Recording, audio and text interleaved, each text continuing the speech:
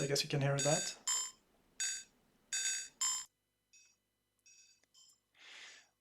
So yeah, what you're seeing now is the Game Boy emulator running something called nanoloop, which is a music instrument basically. And I think you can even save your patterns and do some quite advanced stuff. I just learned about it, I think yesterday. Was really surprised because it's actually really cool. It's 64 kilobytes. It's really, really small. So that's pretty nice.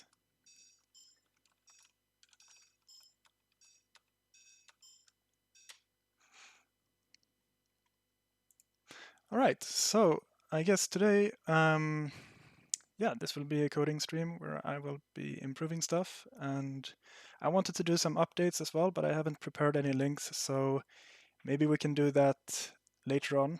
I can take a break and prepare some links, and then I can show it maybe in an hour or two or something.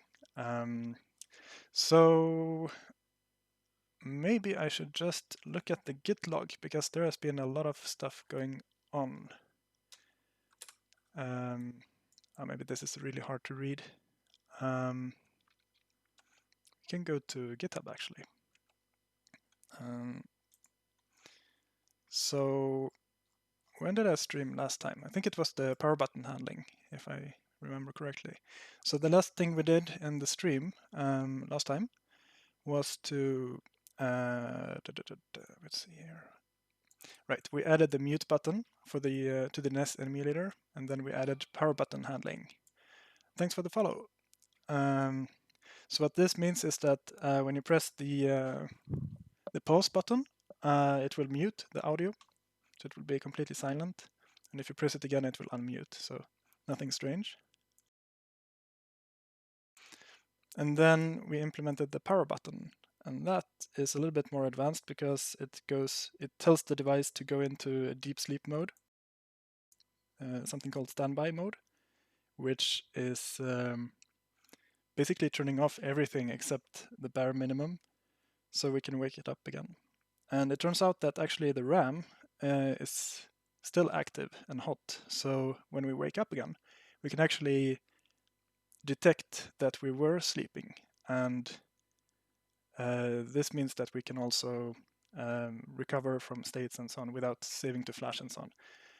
But when you're in a deep sleep mode, you might suddenly die because the battery runs out and so on. So you probably want to save to flash anyway.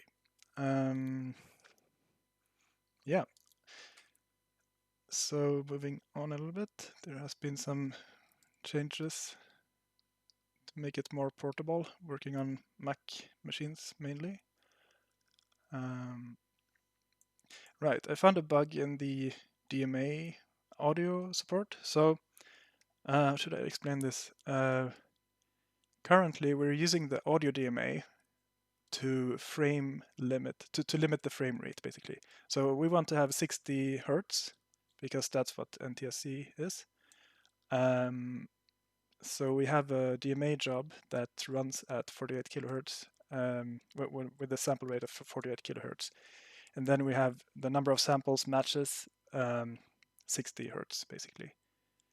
So the way this is set up is a little bit, we have a buffer that is twice as big as one frame, so it's 2 frames large. And we get an interrupt when we pass the half full and transfer complete states, basically. And if you have to skip a frame, the way the logic was written before, we were waiting for the state to become something that it was not before. So the problem is that if you only skip one frame and not 2 frames, then we basically waste one whole extra frame of just waiting. So I reworked that logic to account for that, and now it sounds good. Hello. So that was that. And then the suspend wake up detection. Yeah, so this was basically the logic to account for the when going into sleep and not. So I created this magic variable that is persistent, which means that it will not be erased by the startup script. So when you reset and when you boot, this will not be initialized by the startup script, which is normally the case when you have global variables like this, or static variables outside of, basically static variables. Yeah.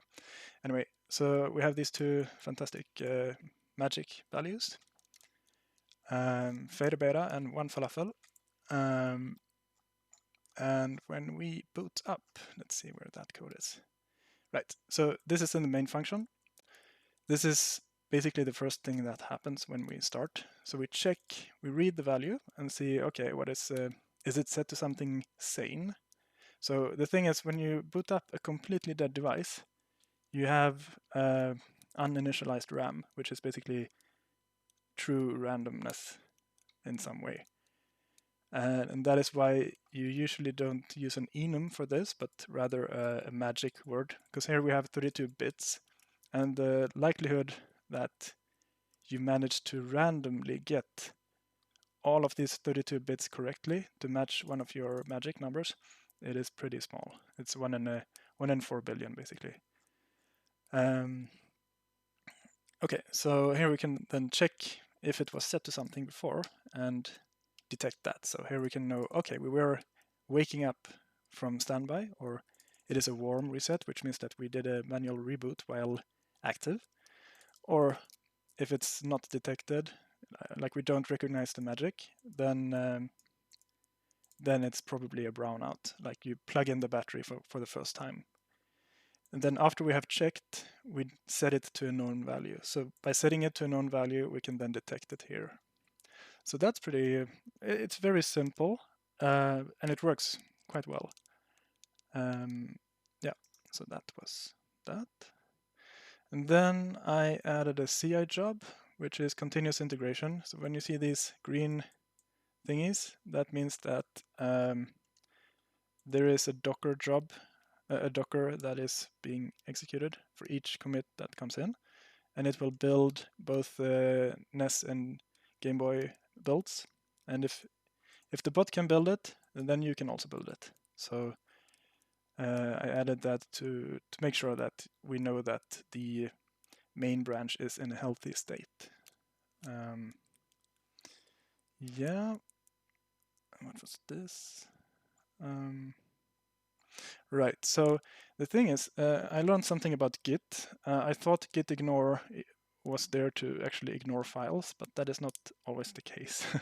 So if you have a git ignore file, let me show you, like this, and you put files in the git ignore file, then Git is supposed to ignore these files. However, if this file is actually checked in and tracked by Git, and in the git ignore file, it will not be ignored, which is a little bit confusing. So the reason why I have these here in the git ignore file is so that when you import a ROM file, you don't want the ROM file to show up here.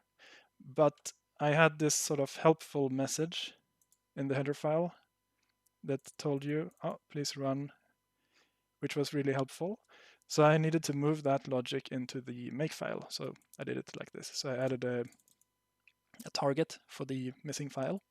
And then if it, so this basically means make file looks for this file. And if this file does not exist, it will try to generate it. It will try to build it or something. And I just print an error message and die. So that's how that works.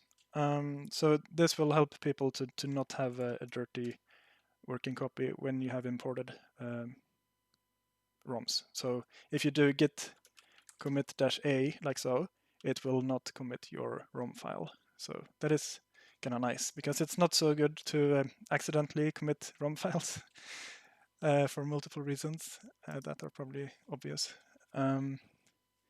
So yeah, and then I try to reproduce some warnings because when you build, it's actually kind of a pain. So let's just build, and you will see there's like tons of warnings. But yeah, there are fewer warnings now. Ideally, I want to get to 0, but that would be That might be hard because of the HAL, but I'm not going to blame the HAL just yet, because I think a lot of these things are us being very sort of hacky. So I should improve on that. But yeah, that is sort of boring to watch on a stream because it's just, tracking down errors.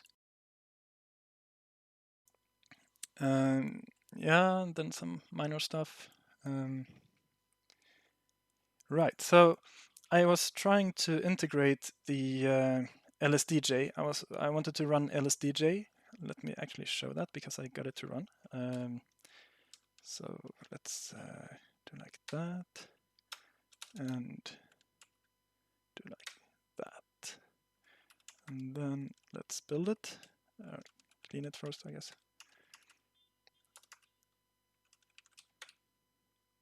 So lsdj is a music program, but it's kind of huge. It's 1 full megabyte. And in order to do that, in order to support that, I needed to do quite a lot of changes. And it's also using all the 128 kilobytes of RAM, which is actually quite a lot. So I needed to make room for that. All right, here we go. And let's flush it. Yeah, so the palette is a little bit messed up. I don't think it's supposed to be green. Also, let me try to fix it, the focus. It's a little bit wonky here. Exposure down. Oh man, did I crash?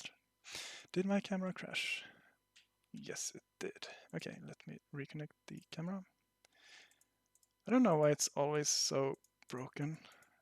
But I guess that's just how it is. Anyway, yeah, eventually it will start working again. This is the demo effect. Yes, that is correct. Yeah, okay, but we can, I can explain it to you at least. Let's go to the coding view. So yeah, so I did a couple of fixes here to move around where stuff is located. So previously we had the because of the way it was,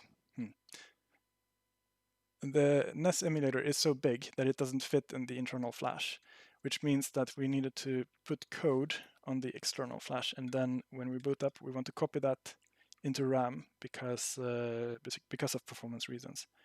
The external flash is memory mapped and quite fast, but it's still slower than the internal flash, so that's why.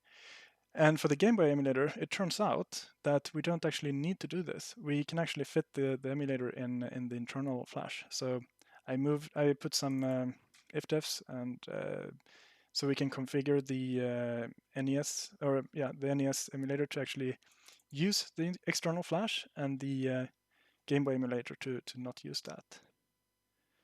So this sort of enabled us to, yeah, it freed up the external flash. So external flash is now 100%ly 100%ly something that runs on the internal flash. So there was a question. Can I ask you something that I'm working on? Yeah, sure. Go ahead. Just yeah, just ping. Just write what you want to write.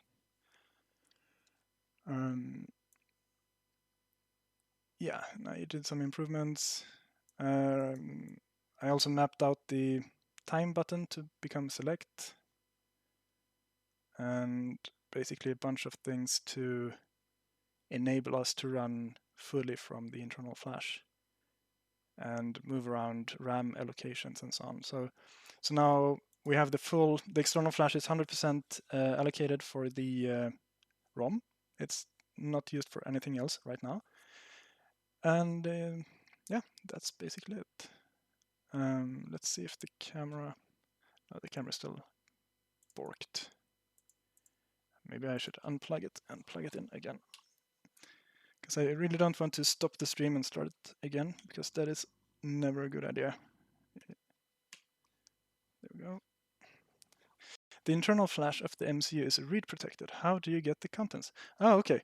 Well, I can just do a quick. This repository, Game & Watch Backup, contains everything you need to know about that. It tells you how to back up the internal flash and how to restore your unit, unlock and restore your unit. So unlocking it is not destructive. I mean, it will wipe the internal flash. However, if we do a backup, yeah, okay, you saw. But how it works? Oh, okay, I actually explained that in the previous stream.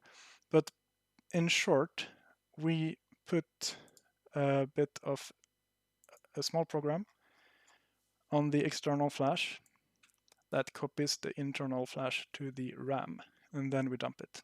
That's it. And why this works is a little bit tedious, and you can watch the video by stacksmashing that explains the encryption and so on, and why this works. Yeah.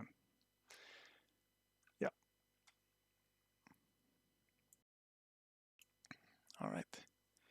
Yeah. So that video is not extremely detailed, but it will tell you what you need to know if you know how to, like, if you listen carefully, everything is actually explained there. Okay, here we go, finally.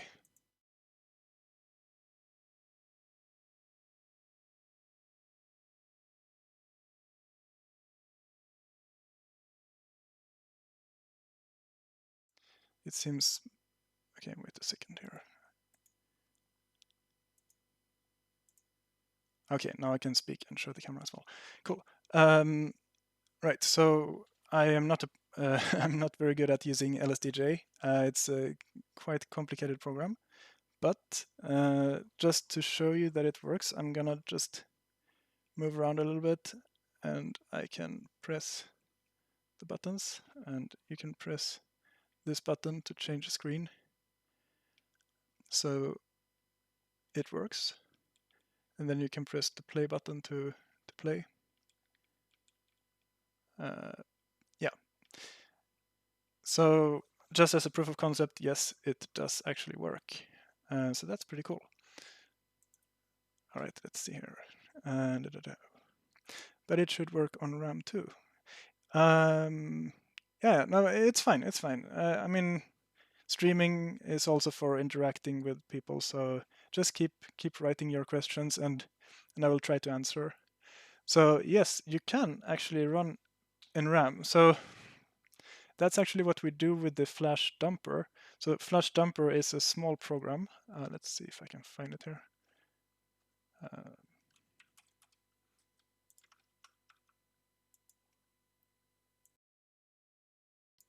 So this program is a small program that sets up the external flash, configures it, and reads from it.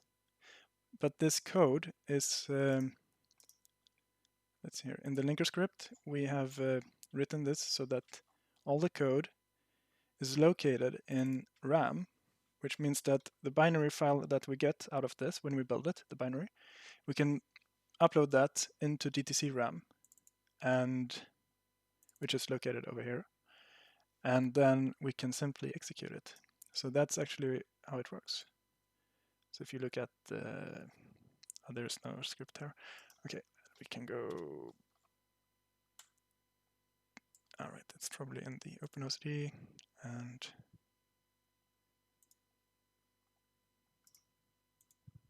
right, so here you see how it works. So first we configure the debugger so it attaches to the target. So this is still when the target is locked. So when you have a brand new device. Then we just dump the RAM, because when you start up the Game & Watch, it will contain some very interesting stuff in RAM that we will use later. And then we will load our flash dumper into RAM. And then we will set up the stack pointer and jump. We set the program counter and jump. And then, yep, our code is executing, and then we just wait for 10 seconds, and then we dump it. So that's how it works.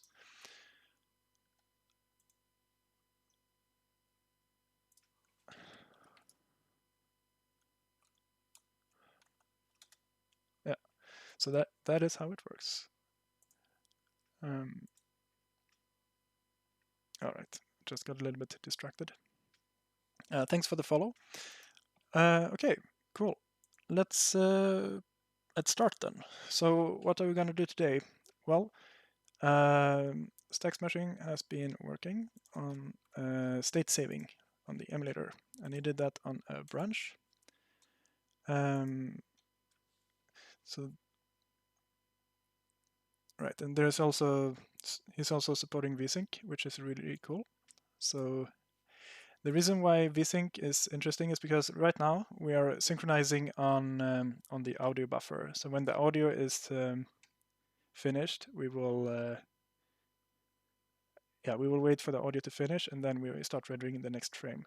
And we just copy the rendered frame onto the LCD frame buffer just with the ordinary mem copy. So we can take a look at this commit and see how this was implemented. So, all right, so he has enabled a second frame buffer. So this uses more RAM, just so we understand that. And then he removed the second layer, right?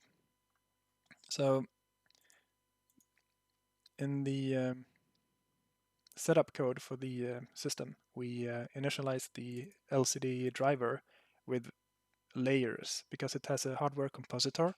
So you can have multiple layers that are actually being rendered on top of each other with the alpha blending in hardware. So this is basically free, but yeah. So here the second layer has been disabled, and right. So this code is only working in root 8 mode. The reason for that is because I'm guessing here, but it's probably because the frame buffer is so large in the other mode. So here it's only like 75 kilobytes or something like that.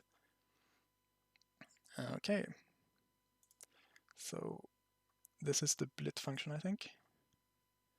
Yeah. So every time the emulator wants to show something on the screen, this function is called. And okay, so we have a variable that keeps track of which frame buffer is the active one. And then we copy it to either frame buffer 1 or frame buffer 2. And then we call this function. So what does that actually do? I'm curious. So I haven't had a look at this commit before, so let's look at it together. Maybe we can understand something together.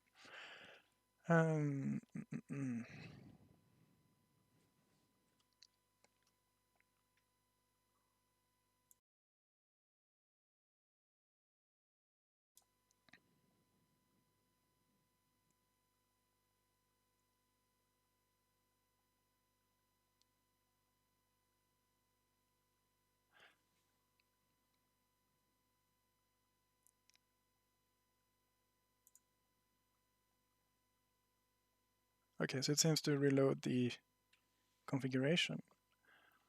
Do we change the configuration?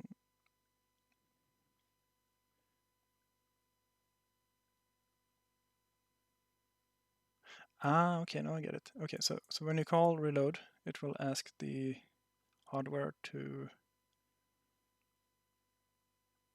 trigger a reload interrupt. Okay. And once the frame is finished rendering, we will get the interrupt. And this is the callback for the interrupt. Okay. So this is not the barrier. This will just tell the driver to call this whenever the interrupt comes. Okay, so let's say we are rendering frame buffer 1, then we come here and we will tell it to change the address to frame buffer 2. Makes sense. And then here we enable the interrupt. And where's this? The init, yeah, we don't use that. Okay, so this change was actually very simple. But yeah, very welcome, very nice. So we have an extra frame buffer, and we ask for a callback whenever the frame is rendered. And in the callback, we change the frame buffer. Very nice, cool. And let's see what more. Right, there was a nearest neighbor scaling. Haven't actually looked at this. I wanted to do that, but I looked at other stuff instead. But yeah, this is to make the screen wider. We can take a look at this later on. Yeah, and then here's the state saving stuff, I think. Oh yeah, no, that's there. Right. Okay, so what we can do now is to check out that branch and try to integrate. So in order to have like a sane workflow, we should do like this. Is that true? Yeah, okay. And then we should update the submodule. So working with submodules across branches is always a pain.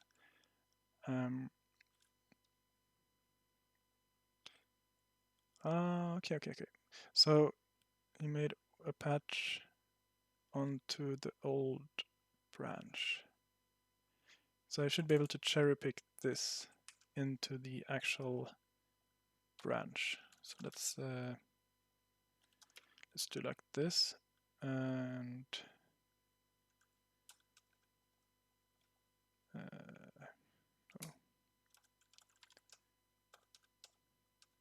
yeah, so this is the branch that I'm using sort of as a master, like the main branch for our work.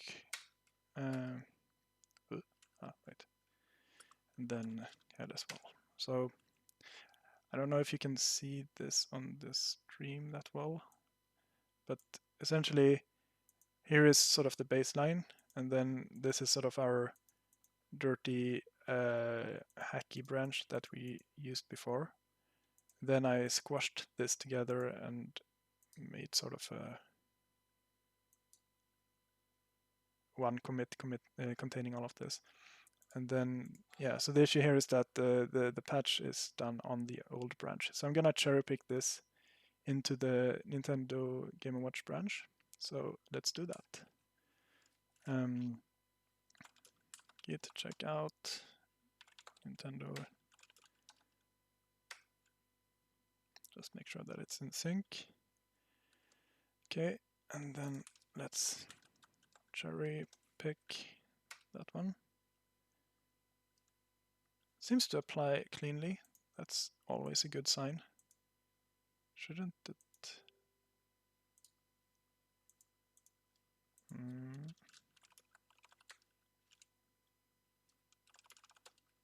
Wow, that's nice. It applied cleanly. Are you squashing?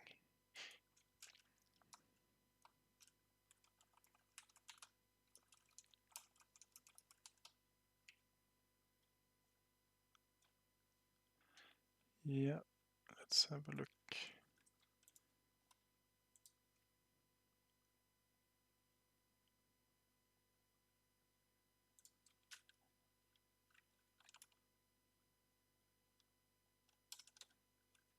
So just to be sure that it makes sense. Right.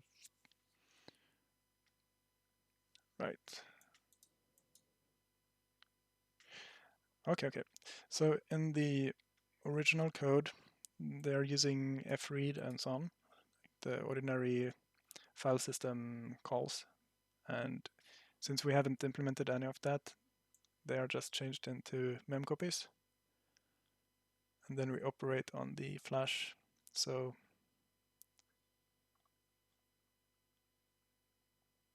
yeah.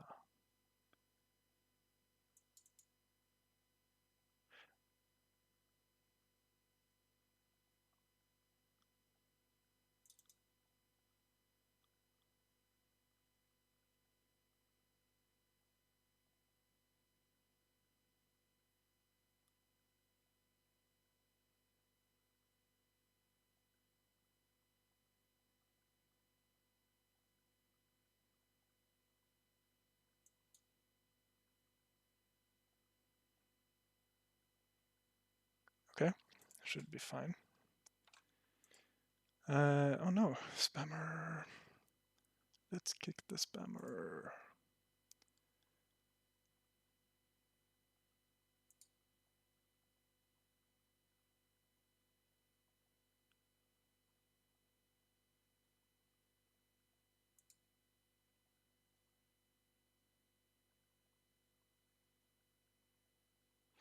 I'm gonna try to catch up in the chat. Good afternoon. Yes. Am I correct in assuming that you've modded the Game & Watch? Oh yeah. Or it depends on how you define mod. So on this unit that you're looking at right now, it's actually running the original Flash. So the only mod is that I've connected wires from the SWD debug port to the USB-C connector, which might show on the stream. Yeah, so you see this connector. It's a USB-C breakout board, and here I have the SWD connector. So that's how it works. So it's not like an advanced mod. It was modded the day after it came out.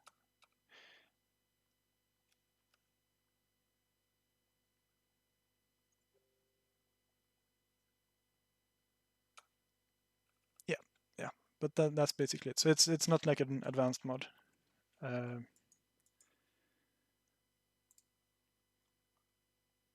right, so going back to the code. So what we did now was that we updated or we integrated the we cherry picked the change in the submodule. And now we can go back, and now I want to, let's see here. I could just build this to make sure that it works before we continue integration. So I'm gonna, let's see here, I'm gonna do like this. Actually, I'm gonna clean first. It's always a good idea to clean first. Okay, it's actually not building, so I have missed something. All right, it was the GW linker. So let's fix that. I thought I had fixed that.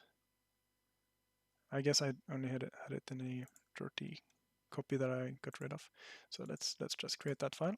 GW linker. Right. I should be typing slower.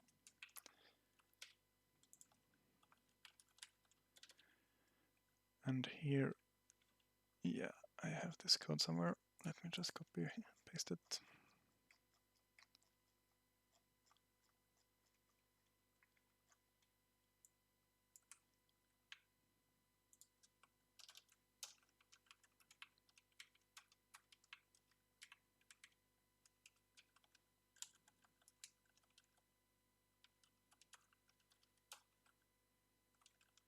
Okay.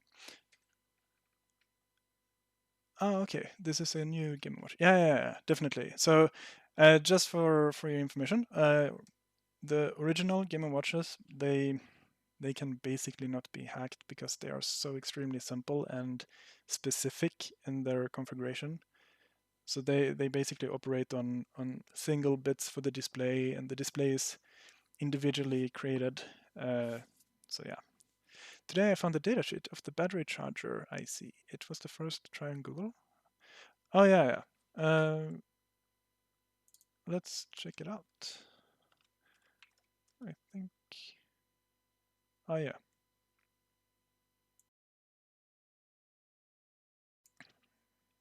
Right. Yeah. I wonder if it. I haven't checked it in detail, but I wonder if we have some feedback. I guess we have a signal for when it's charging. Yeah, the CE charge enable, I think that is. Usually CE is chip enable, so it's a little bit confusing. Yeah. Yeah, so we're a little bit curious about the if we are able to detect the battery level somehow. So there's probably some kind of analog input that senses the voltage. That's why I was confused when I saw the STM32Q. Yeah. So this is all for the new one. Yeah. Okay, let's see if we can build. Nope. Ah.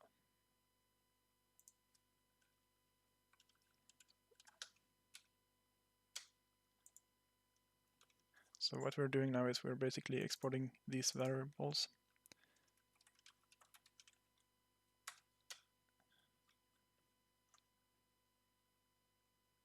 All right, I am doing the wrong stuff. So now we need an NES ROM. Let's take something open source.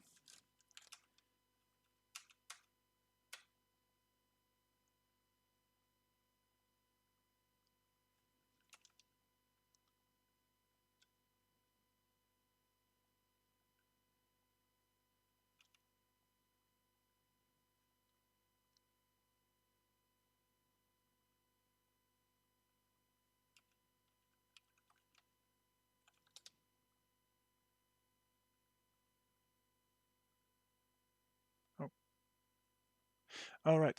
So when you see this sort of odd blinking, then something is wrong.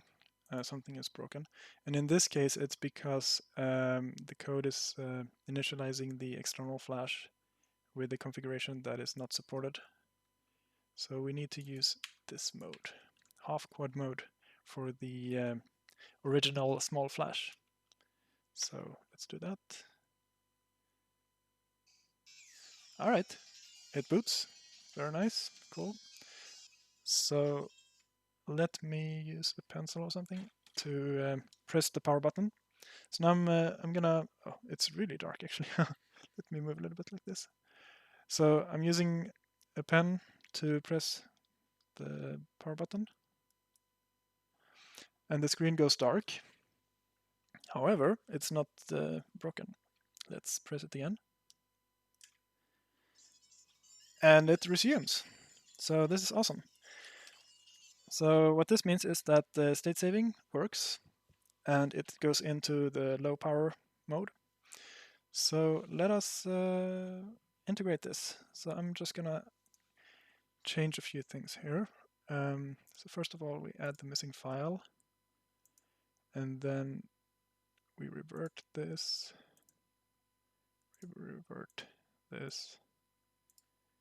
and we add missing file. And then here we say use half quad mode, and we say update sub module. Okay, so now we can push these changes to the branch, just so we are in sync. Oh, and also something that is really easy to forget is to forget to push the submodule. So I'm gonna do that like so. And it's extremely annoying for people who are working together with you. Like if you change in the submodule and you update the link to the submodule, but you forget to push the actual submodule, then you will get a git hash that people cannot check out. So that is extremely annoying. So if I forget to do that, I'm sorry, but it happens. Okay, now we're back on track. So what I'm gonna do now is that I'm gonna merge the main branch into the feature branch, and it seems it applies cleanly, which is scary. That went a little bit too fast. I am usually merges are not this convenient. But yeah, it seems to actually work. So now the question is, did we get the old submodule again? Maybe, maybe not. But yeah, here's a bunch of changes that should apply cleanly, because I mean we have been changing the same files but in different places, so hopefully it's not a problem. So yeah, so let's build it and see if it works.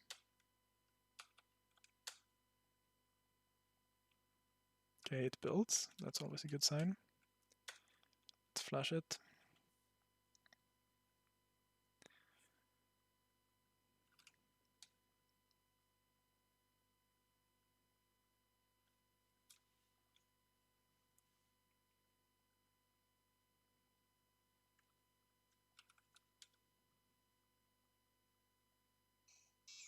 All right, that looks good.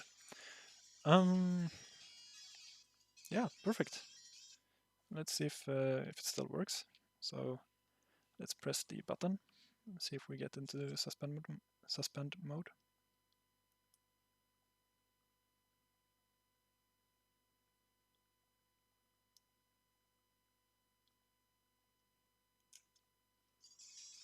Yep, seems to work. Perfect. So that's cool. So that means that the branch is now in sync with the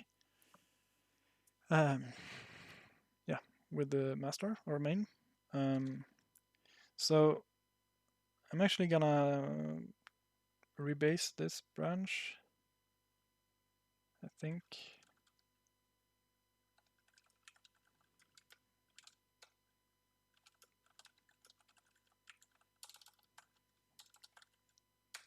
And of course we will have conflicts, but that is expected.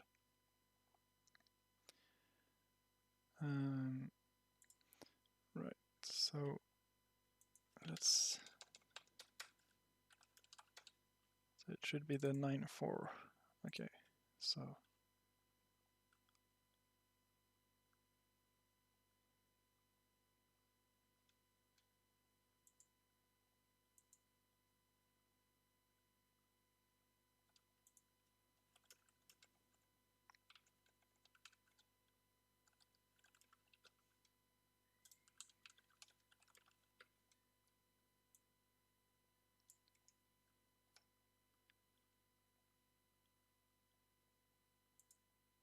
yeah, that's correct. And then in the main, let's see what conflicted. Right, so let's take both and merge them like so.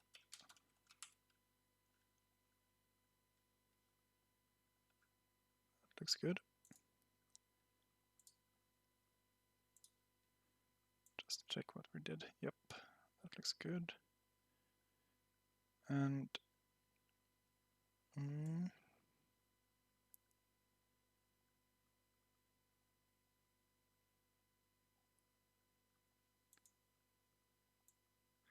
okay, so okay, yeah, let's go back to the half quad mode in here.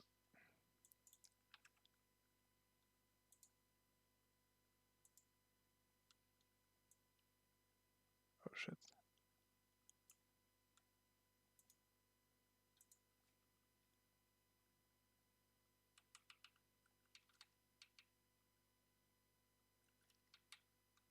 Yeah, that looks good.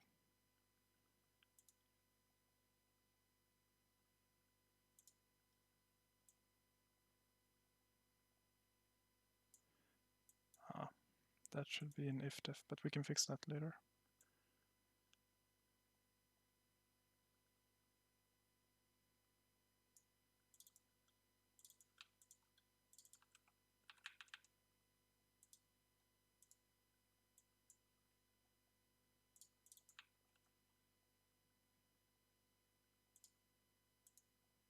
Hey, last stream somebody comment about Discord channel. Please try that link, and if it doesn't work, let me know, because those invites tend to expire for some reason.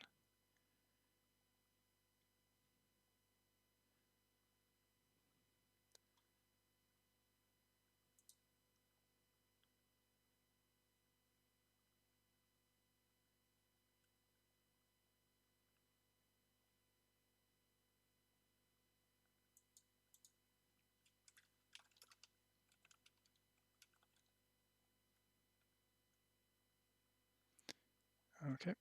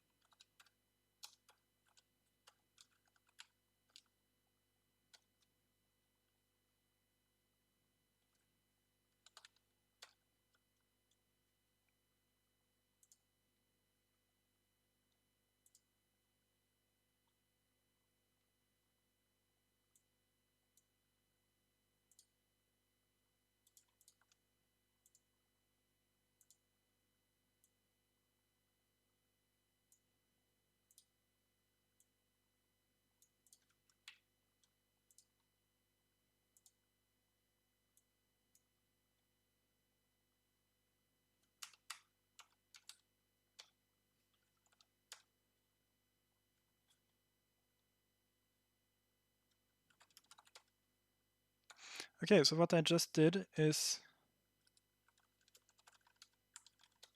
that I rebased the branch on top of main.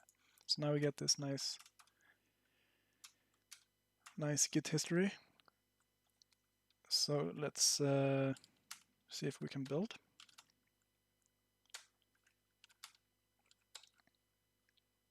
And it seems to build. And is there an active chat? What do you mean? All of the chats are pretty active.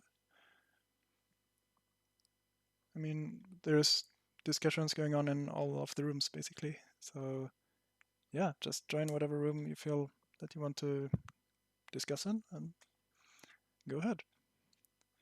Or do you mean that the link is broken?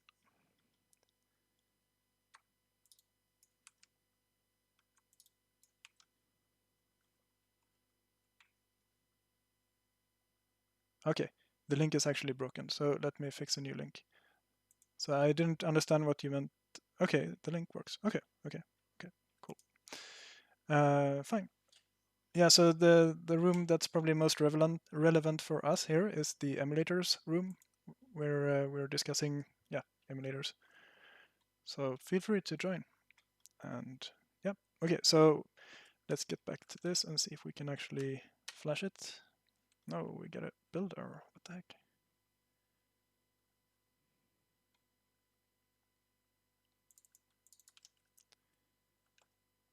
Yeah.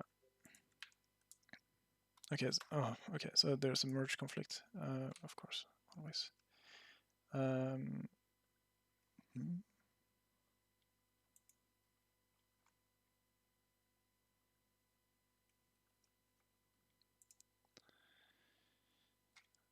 Yeah, I don't know really what I made.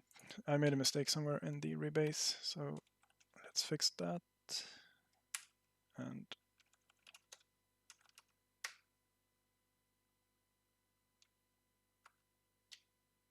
okay.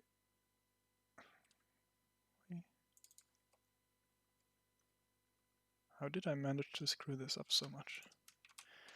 Well, merge conflicts are always a pain. If you have ever worked in software, you know about this. Okay, here we go.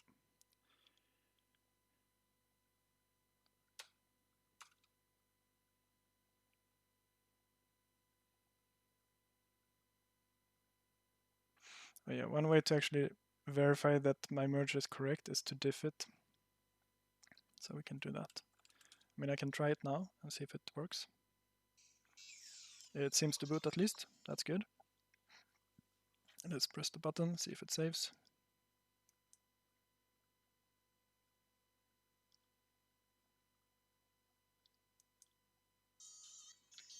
Yep, it works. That's perfect. Okay, so what we can do now is we, yeah,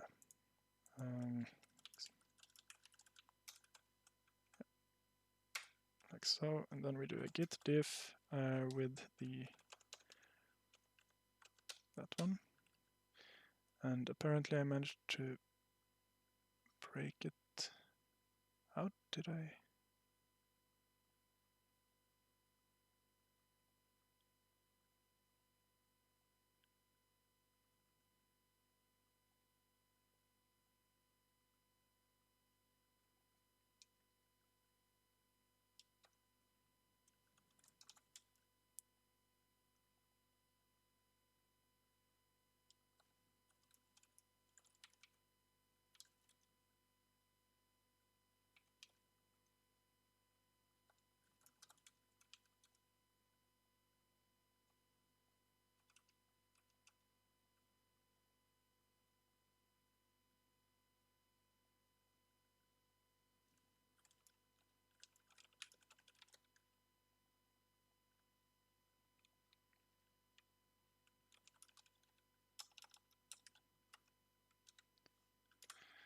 For some reason the rebase seems to have failed anyway. So I don't understand why.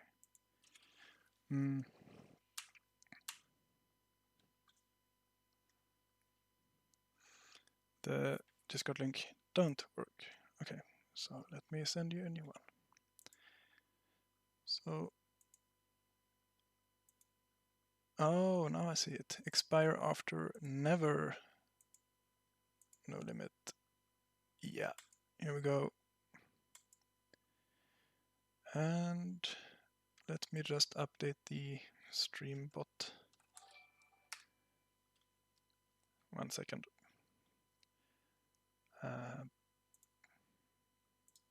Oops.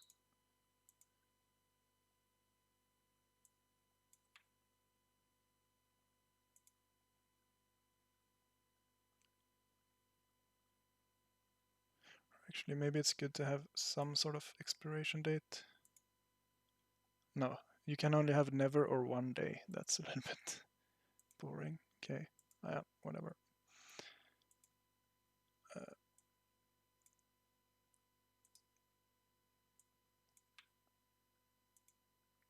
There we go. So this link should work. And if it doesn't, please tell me and I will try to fix it. Okay, you know what? I'm tired of this, so let's just squash it instead.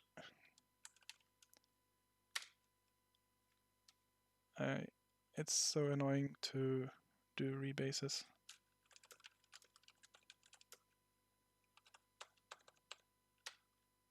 There we go. And of course we get some. Okay, this looks better. This makes more sense. So, oh, what the heck?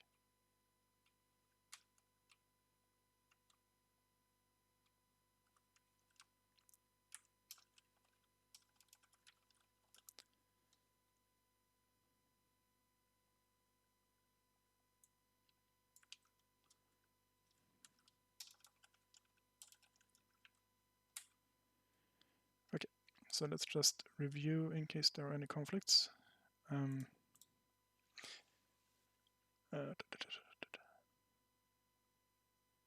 Oh yeah, I'm Swedish. That's right.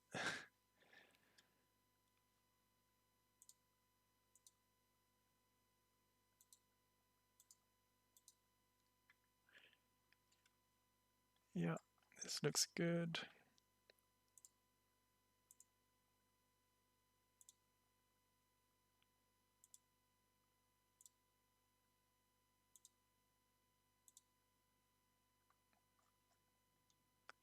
Right. Yeah, and the second frame buffer.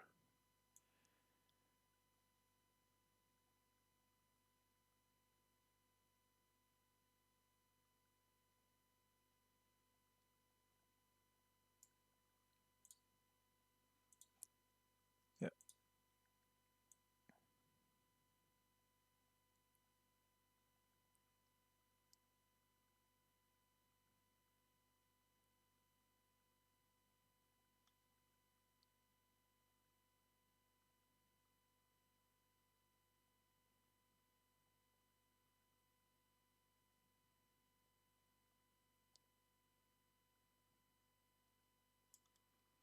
Cool. Yeah, let's squash it. Looks like some buffer buffering. Yeah, that's correct. So stacksmashing, he added a second frame buffer to do double buffering essentially. And let me just show you a better view. So yeah, I reviewed this code a little bit earlier, but what we do here is that we have two buffers that are active at one point in time. So we swap between those, and then we ask the system to give us an interrupt whenever it's finished drawing. So then we get this callback from an interrupt where we swap the active buffer. So so the blit function is performing the actual mem copy from the internal Nintendo buffer. So it's actually a sort of triple buffering if you want. So the emulator has its own internal buffer, and whenever the emulator tells us, I'm ready, please show it on screen, we end up here where we copy it to one of the two buffers, and then we swap the active buffer. No more tearing. Yeah, there was basically no tearing because the LCD and the LCD driver is so fast, and the mem copy is so fast. So I honestly don't really understand why it looks so good, because there should be tearing, but oftentimes it just looks pretty decent. So anyway, with this, all the tearing should be gone. So let's just make a test of this. And sorry for having to watch me fail at rebasing, but yeah, rebasing is a pain.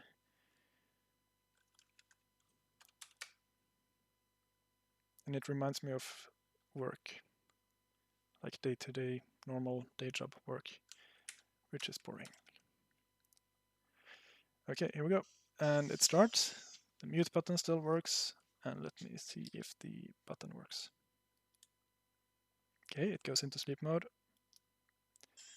And it starts up again. And the music resumes at the offset, which means that yes, it does in fact work. So let's push this. Or before we do that, let's test the Game Boy, see if that still works. All right. Thank you, helpful message. I forgot about this.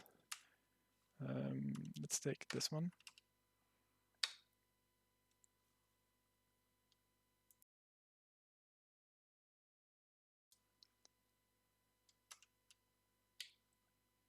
There is already a GB emulator for it. Oh yeah, actually two. So let me show you. So again, this is the nanoloop project, and we can do some.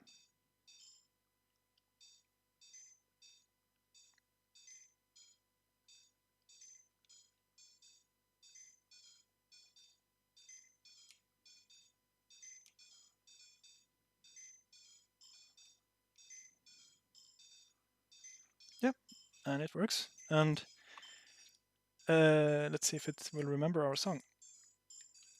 Oh, it's really hard to press this button.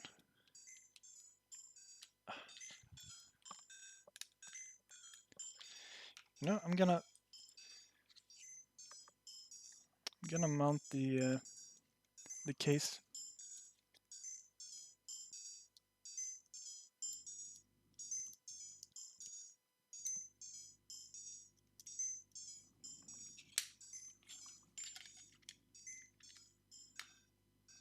Wow, the sound is so much better when you close the case. Unsurprisingly, of course, because of the cavity. And then let's press it. Oh yeah, of course. The Game Boy emulator doesn't support the save states. I forgot about that. We have to write that code. So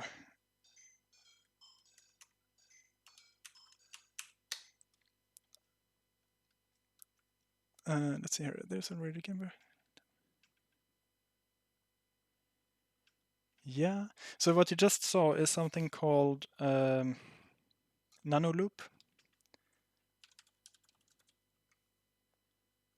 I think. No.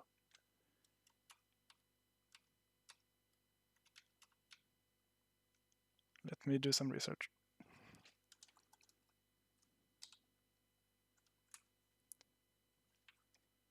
Yeah, it's this one, the nanoloop. Let's do like that. So I don't know much about this more than that the ROM is freely available, the demo ROM. But it's also a hardware project where you can buy this cartridge and connect it to your physical Game Boy. And of course, what I'm doing here is just to show off that it can run this demo.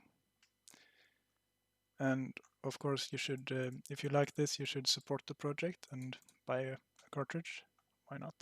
It's pretty cool.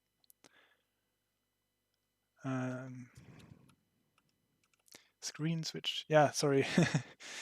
Again, I am not very good at streaming, but I'm trying to improve. Okay, so I guess what we want to do now is we should push the branch. So now you can enjoy state saving on the main branch for the Nintendo emulator. One question, does anyone know the part number of the LCD? Yes, but it will not help you, unfortunately. It's a proprietary special Nintendo, like it's manufactured for Nintendo, so even with the number, it will not help you that much.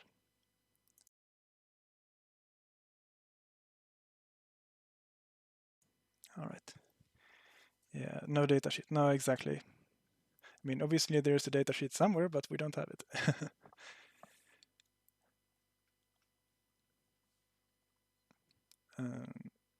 Okay, so let us integrate this into the Game Boy emulator. Um, so again, I guess the easiest way, waiting for Nintendo League. Yeah, yeah, right. Yeah, who knows? Someday, someday. Um, right. So yeah, there's the huge squash.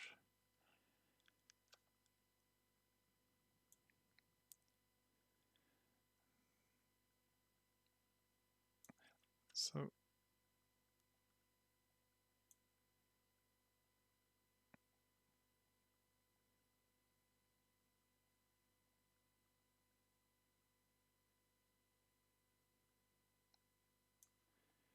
I mean, this is probably the most important thing. So let's head over to the main function or main file and look at what this does. So now we are going to try to understand stacksmashing's code. So first of all, we check that our available memory is enough. So again, in the linker file, we have this, which is basically telling us that the flash starts over here, and we want to have 128 kilobytes of save memory, and then we check if we have a large flash. If that is the case, we have 16 megabytes. Otherwise, we have only 1 megabyte. And the extflash length is the size of the extflash memory section, which is allocated for the ROM and other things. And we subtract the save length from that, so that we put the states in the very end of the memory. And then here we create the two symbols that tell where the save area is, where it starts and where it ends. And then here we actually create that section. Yeah, that's about it. And then here we just make a check. So we need 64 kilobytes.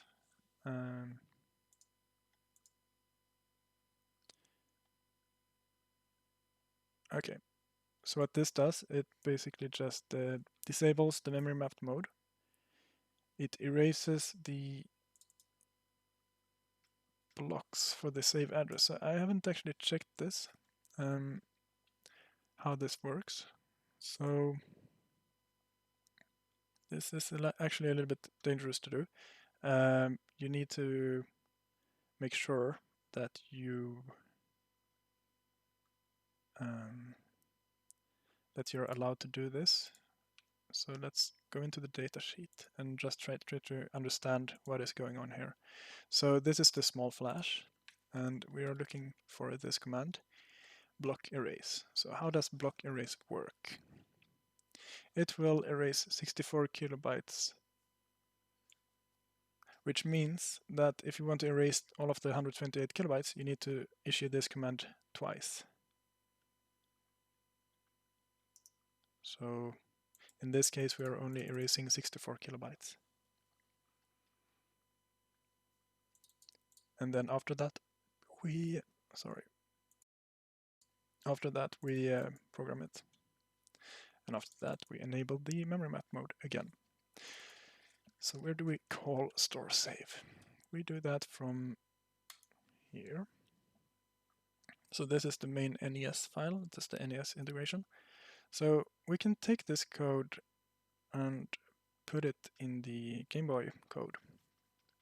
I mean, ideally you want to have like one common integration, but it's so hacky right now that that is not really possible. But eventually, someday in the future, we might do that, just not right now.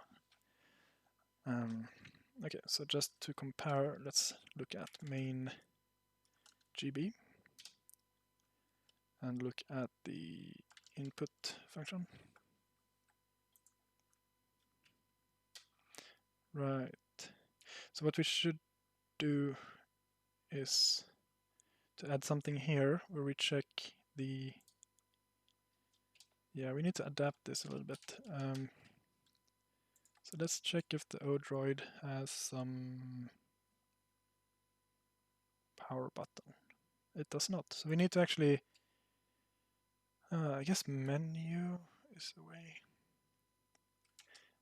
I suppose we can reuse the menu enum for the power button.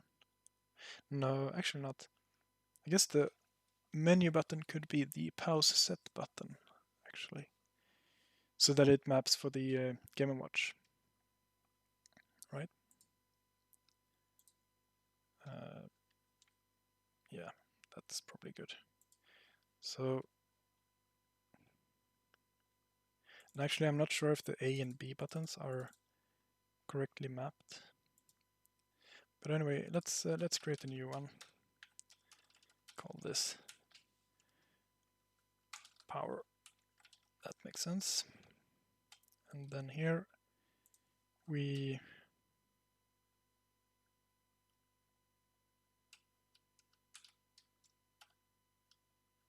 go here. There we have the power. This actually...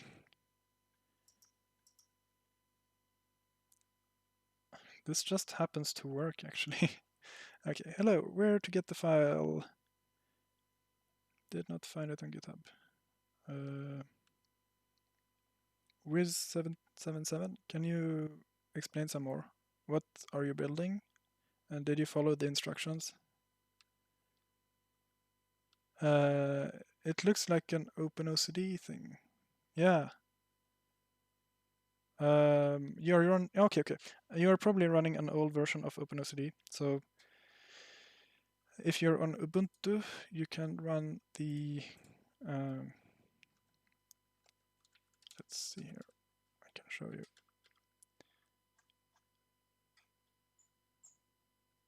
Yeah. So please read this section.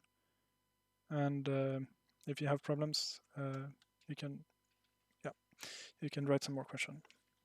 But it sounds like you're using an old version of OpenOCD.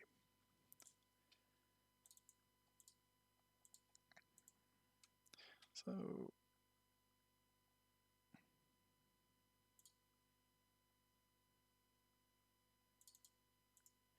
yeah, okay. Let us clean this up because this is not correct. Or like it's currently accurate, but it should use the defines. So here we have the imp pad. Where do they come from? They come from NES input. Okay. And here they are just hard-coded. So let us fix that.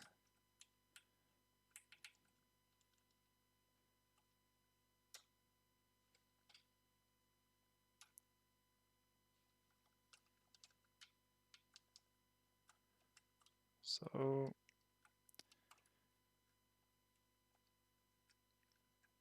are these mapped like these? So up, right, down, left.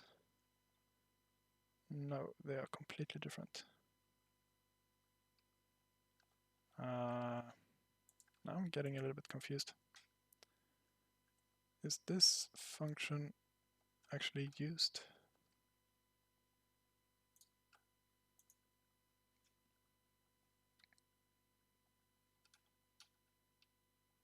Wait, why were there a zapper options? Yeah, I mean, there's a... So the way... So I'm basing all of this on a project called RetroGo, which is like a emulator collection. So there could be some overlap between different emulators. So, but for NES and Game Boy, they should be fairly identical, at least in the number of buttons. So let's go back to the Game Boy. We do the read gamepad. So this is like a generic function that is supposed to work on various, like this is the device. So this is like the Game and Watch keys. And then they are later on mapped to the Game Boy keys. And the thing is the NES integration, it's a little bit more hard-coded, so it's not as generic. So we can actually reuse some stuff, make it a little bit nicer perhaps. So let's go back here. Yeah. So these, they come from Game & Watch, right? Okay, so now this starts to make more sense.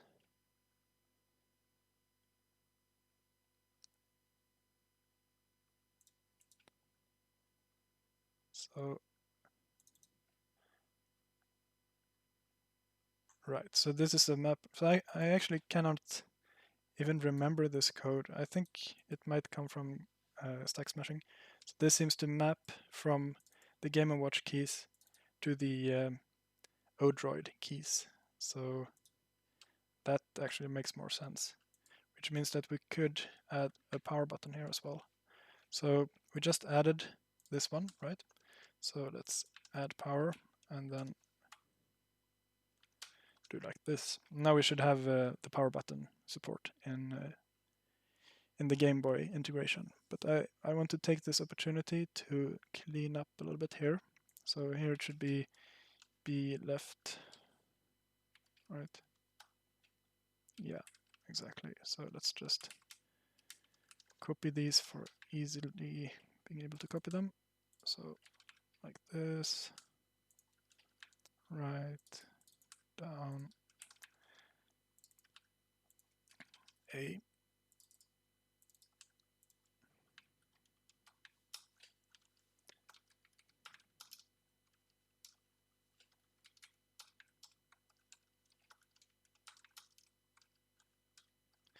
Okay, so now it's a little bit more clean. It's easier to see what we're doing.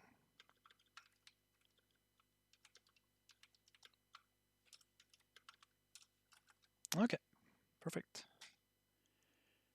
So now whenever someone looks at this code, they can understand.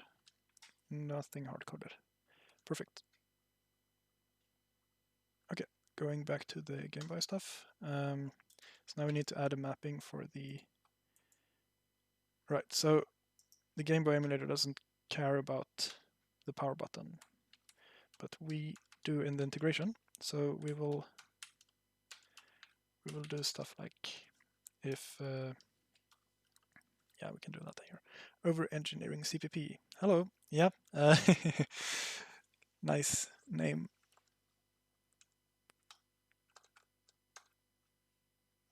So what were we doing? We were looking at the main function here. Yeah. So in the Nintendo emulator, we're doing two things. First of all, we have the mute that we implemented in the stream last time. Then we have the power button. So I guess we can actually reintegrate this into the Game Boy as well. So let's just double check if we have sound, right? Yeah. But yeah, there's no mute button in the Game Boy emulator. So let's start with that. So we can just take this code and repurpose it. So let's go do like this, and instead of pause pressed, yeah, right, we need need those. And then we need, instead of doing like this, we can do joystick.values. So for pause,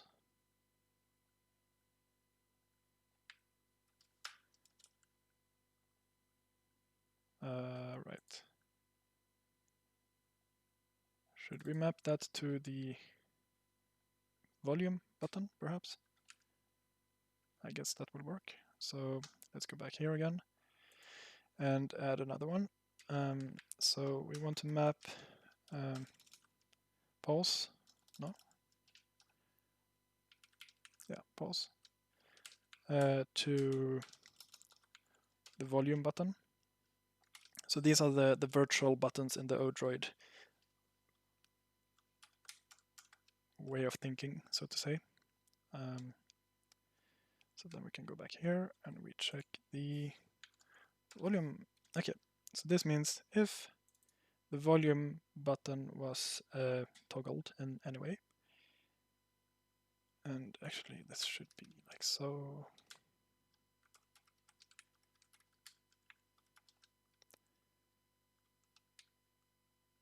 Yeah. And then we need the mute.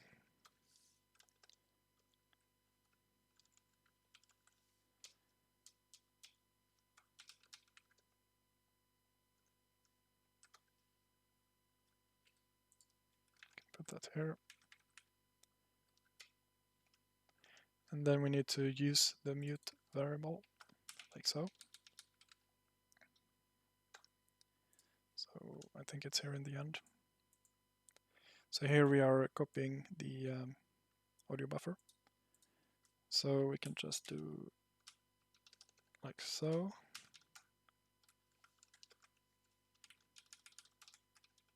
Oops. And then I guess like so. Or yeah. So the thing is, the audio code is not perfect right now. It's a little bit broken. The thing is, the emulator is producing slightly too many samples per frame for some reason that I don't understand. But that is anyway what we are seeing. So I need to look into that at some point, but not right now. Okay, so hopefully, yeah, this should be enough to have a mute button. Yeah, so let's just try that. So the nice thing with the Game Boy emulator is that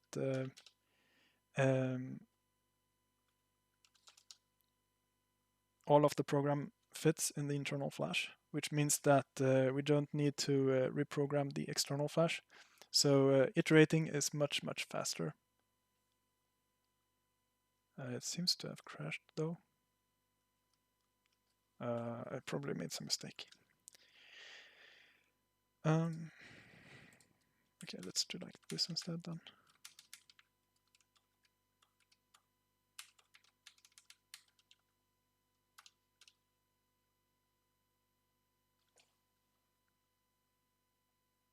Okay, I guess the buttons are broken now.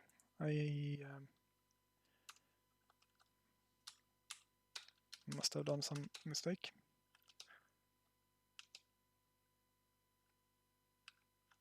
Yeah, it hasn't crashed. It's just not seeing any input. So I suppose I messed up a little bit somewhere.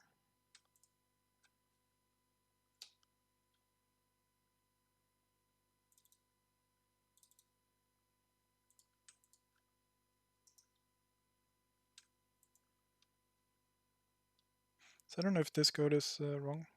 I'm gonna comment it out and revert.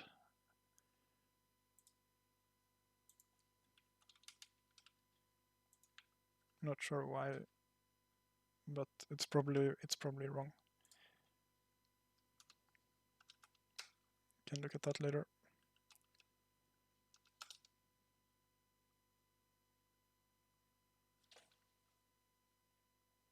now it works again. So let's create some noise.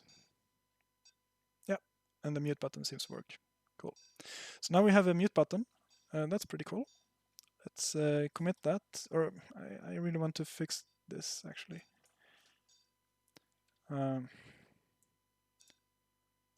Wait, what just happened? Probably because the shift started already on B left. Yeah, but isn't this... like if I shift something left with a 0... Oh, it's actually one shifted. Oh, this is so annoying. Okay. I'm going to watch previous video because I'm interested in internal flash read. It's interesting that this can be done with any STM32 development board, but if it requires hacking, everyone wants to do it. See you soon, everyone. Yeah, feel free to watch the other stuff. Nice that you're interested. So yeah, you're completely right, Mijagis, that everything here is shifted one step too much. So I thought, yeah, I didn't think fully. I thought these were like the indexes, but they're actually the actual shifted. So I suppose...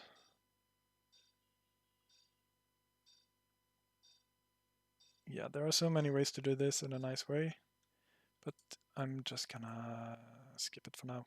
Let's just skip it for now, because it's boring to watch on the stream, I guess.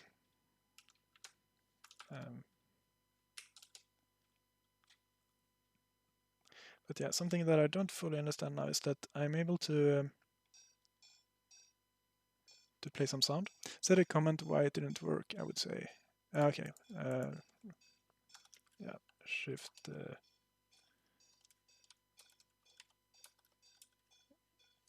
yeah.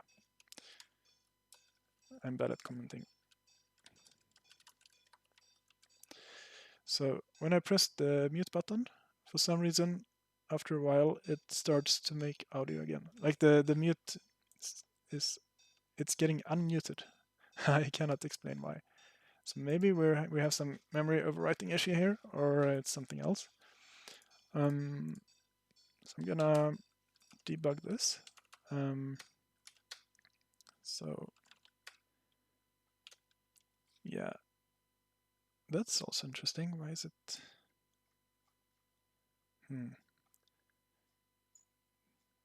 Because this is like the where I'm logging how many audio buffers I'm getting, and for some reason it is not constant, which I would assume in an emulator. It should be like a constant stream of samples, but that is not the case.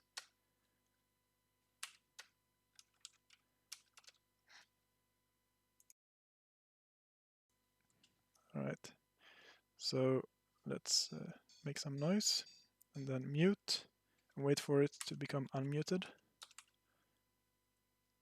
Okay, this time it doesn't get unmuted, which really makes me think that we have a memory corruption issue. So I'm gonna... oh, wow, this sucks. Maybe printf is using dynamic allocations or something.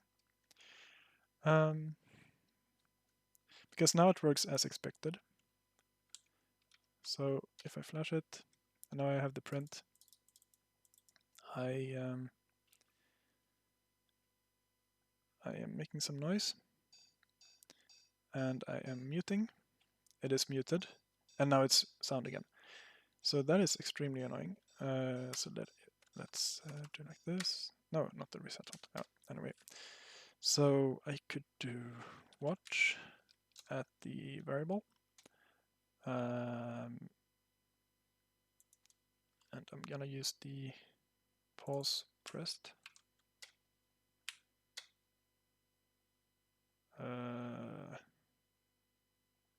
Is this using software emulation to... this was annoying.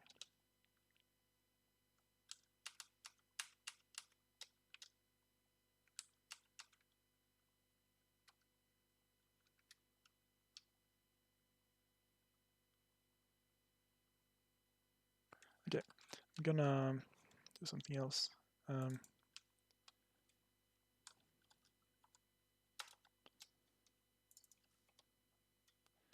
break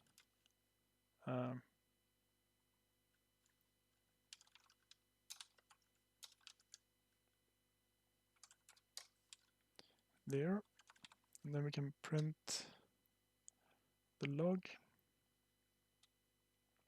Yeah, so the reason why it's overflowing is because there are coming too many samples, but we don't actually overflow the buffer. It's checking that. So pause pressed is 0. Okay. I'm gonna display this. Then I can just do like this. And now I press the pause button, and then I release it, and it's going back to 0. Okay. So audio mute, we also want to display audio mute. So this is the state. So now it's currently muted. And this looks fine. And now I'm pressing the button. And here pause pressed is set to 1, and audio mute is returned to 0. Yeah, so this looks completely perfect. But for some reason, after a while, the audio returned. So let's delete the breakpoint and play some music. So I'm making a simple tune. And we see that audio mute is 0 and pause pressed is 0. And I press mute, and now audio mute is 1. And now I continue and wait. And now the audio is there again. So look at this. Audio mute went from 1 to 0. So what the heck happened? How did that happen? So what I would like to do is to have a memory breakpoint whenever audio mute is changed. So let's do like that. But it seems that this is emulated. Like, I don't know if this is a bug or missing feature in OpenOCD, but it seems that that I'm not able to actually put like actual hardware breakpoints. So stacksmashing, in case you are watching, do you know how to do that? To use actual hardware breakpoints with this MCU in OpenOCD? Because I think he got it working, but with a different debugger and a different debug software. So yeah, I don't know. So now it's actually it's stepping one instruction at a time and probably dumping memory and comparing if it changes or not. So this will take like 1 billion years. So no, we cannot do that.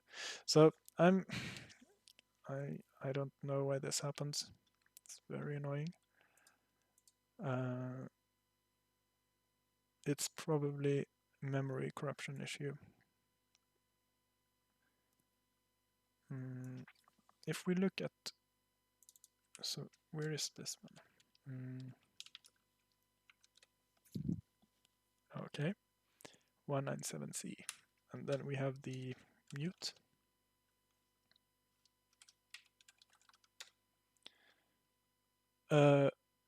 What? Oh right, I'm stupid. There we go. I thought I was printing 2 different variables. Okay, so I'm thinking that maybe we have an overflow in some malloc. Let's see. Do we have malloc? No. So that's actually good. Yeah, so I got rid of all the mallocs. But maybe we have some code that is overwriting buffers. And one candidate is actually this one.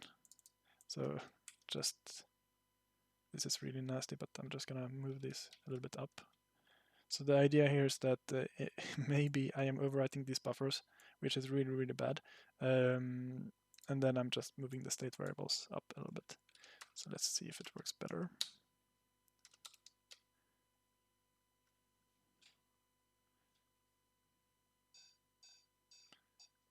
Okay, pressing mute. No, it still gets unmuted for some reason.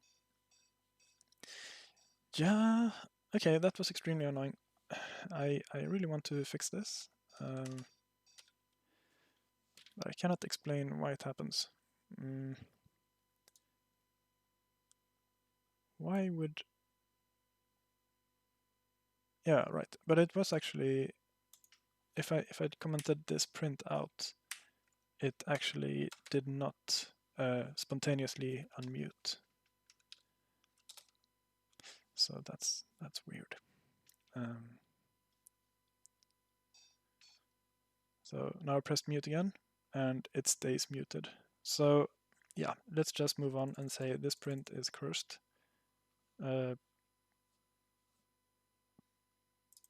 Probably something goes on in printf that causes some memory corruption. That is my explanation. So let's move on. Let's see where we are. We have made some changes. Yeah, right. Let's do that later.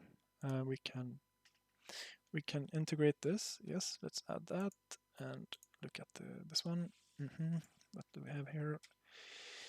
This is the mute, and this is the implementation of mute, and we commented this out.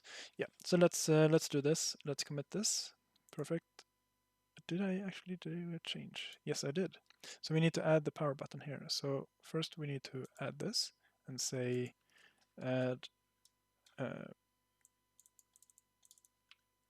Droid input power. Bam. And then let's add that submodule as well. And let's not do that just yet. And call this gameboy add mute button. Commit that, and then push this one.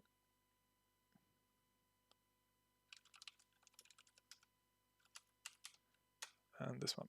So now you have a mute button on the Game Boy. Cool. Let's continue and do the power button. So going back to the main for the NES, we have the power button. Yes. So this is the logic that that checks for the toggling of the power button. So let's just blindly copy that as well into here. Shift it a little bit. Yep.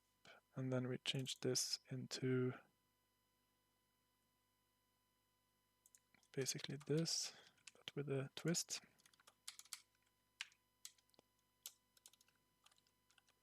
Like so.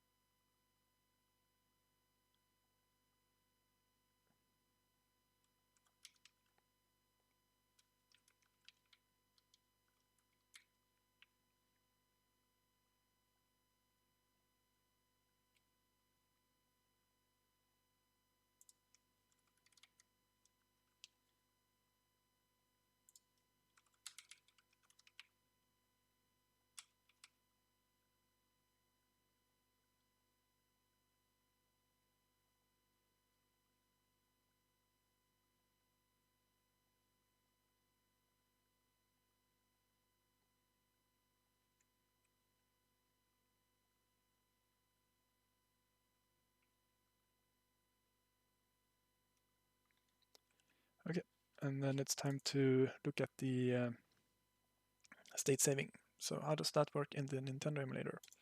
So we have a function called state save, which is located in the NES emulator. And what this does, it takes a pointer into flash memory and a size, which checks if we have enough space.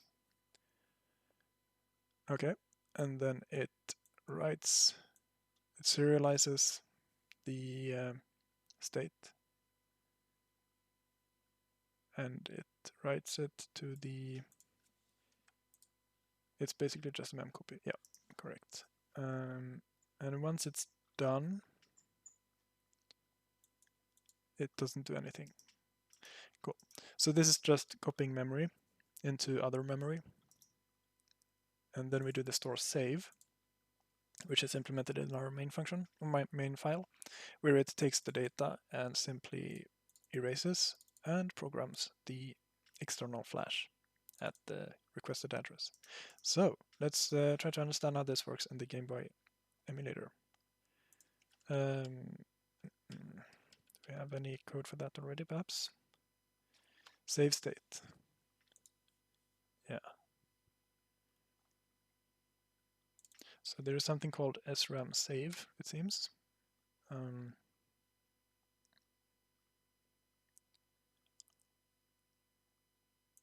Let's see how it works. So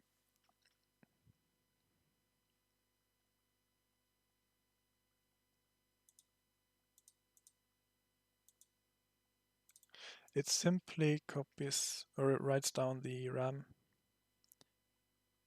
That is how it works. Okay, so I'm gonna have to do some slight changes, some slight modifications. So I know for a fact that some Game Boy ROMs, they need 128 kilobytes of RAM. So in order to just support everything, let's always require 128 kilobytes. That way we can, we don't have to care about dynamic sizes, because that's always a pain. So let's just do, yeah, no, actually we don't need that.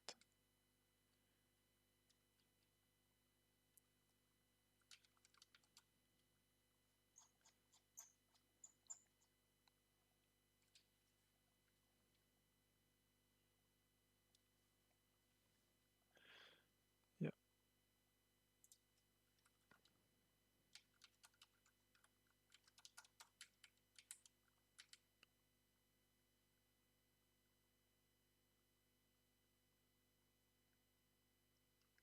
So I guess we can rewrite this a little bit. So again, what this does is that it writes nothing other than the SRAM bank and the RTC. Right, the RTC might be interesting to save as well, so that you get the correct clock, the time. Let's see how that works. Okay, so it writes down a few things using fwrite.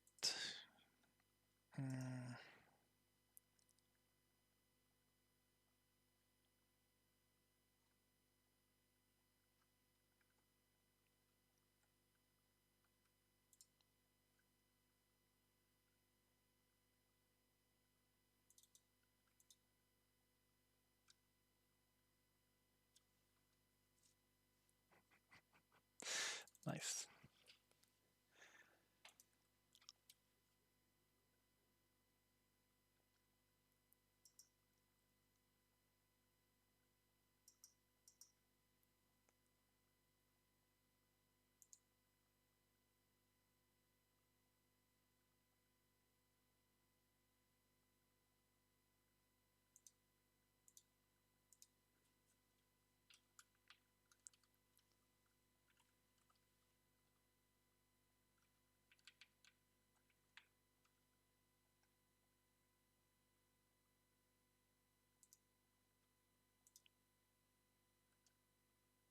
Okay. Okay, let's continue. I guess I can just hack this a little bit. So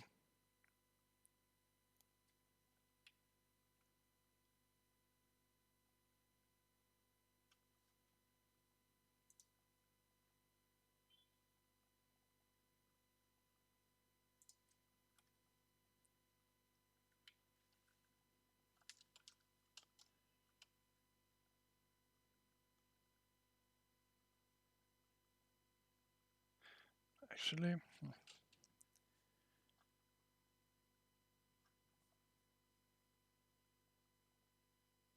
I guess I should port this whole function. So what does it do? Let's just read a little bit.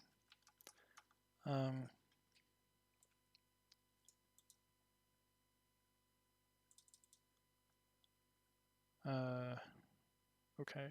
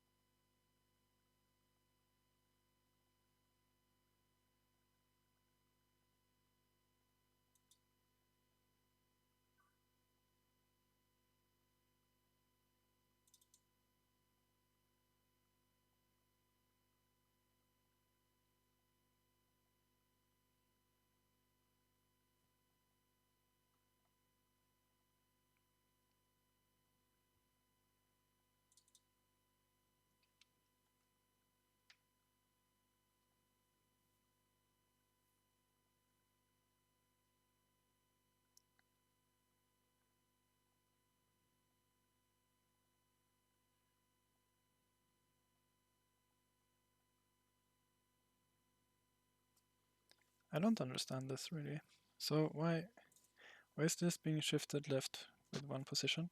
So it's multiplying it with 2. I mean, RAM size is supposed to be the number of RAM blocks.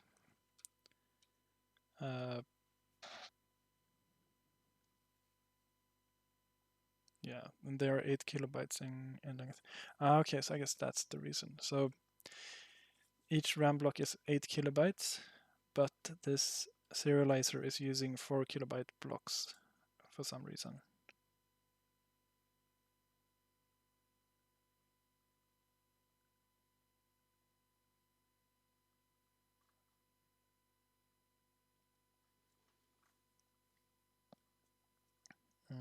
Okay.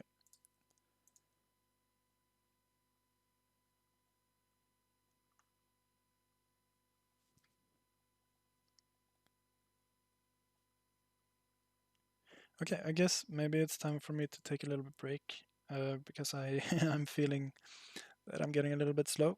So yeah, let's just take a little break, maybe 5 or 10 minutes or so, and just yeah, I'll come back with more energy.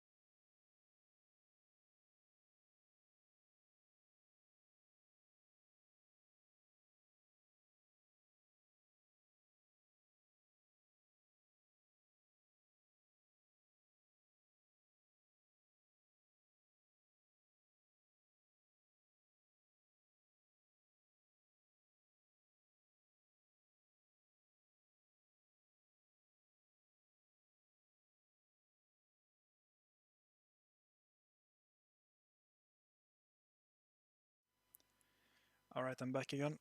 So, okay, just to recap, what are we actually trying to do here? We want to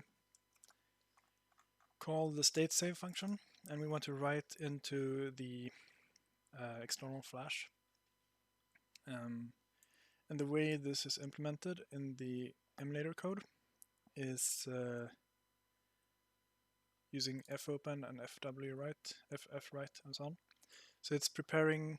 It has a buffer that's 4 kilobytes, and it is filling that with stuff. And then finally writing it in blocks of 4 kilobytes. And what confused me was this shift left with 1 position, and the reason for that is that we are writing 4 kilobyte blocks, and each SRAM bank is 8 kilobytes. So that is the explanation to that. So I suppose I could just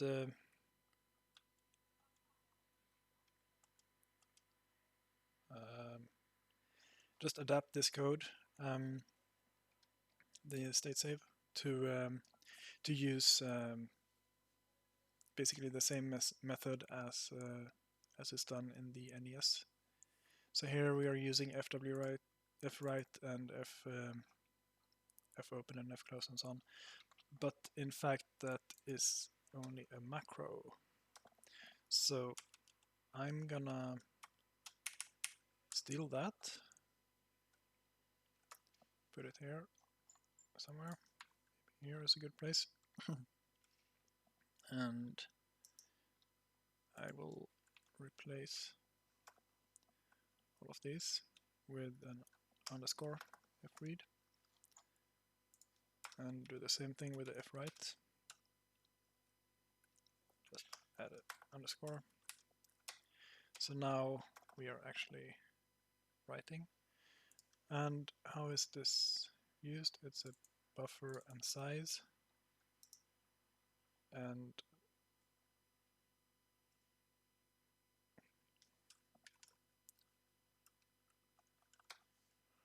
so normally you have a buffer and size, or a pointer and size, and then the size of each block, and then the file pointer. So in this case, we want to copy 1 block of 4 kilobytes, and here we want to do IRL with 4 kilobytes, and so on and so on. So we can just we can adapt this very quickly and call this an memb, and then call that one f, and then we just don't use the f, and instead of doing size, we do size times n memb. And now we have solved that. fread, does that work? Similar. Yeah, so just do the same thing.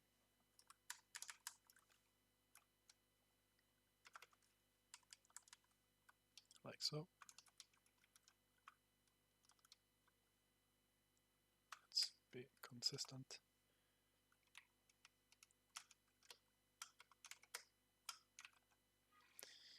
Okay, so now that's solved. Perfect.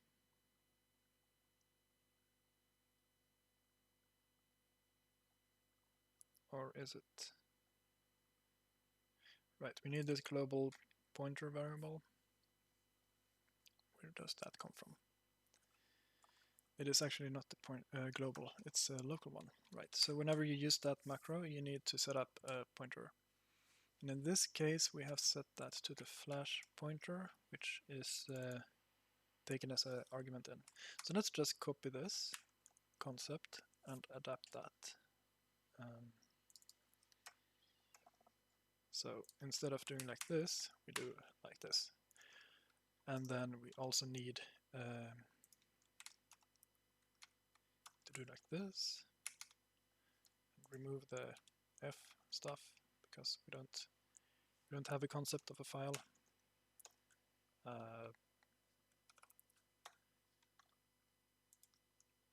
So just do like this.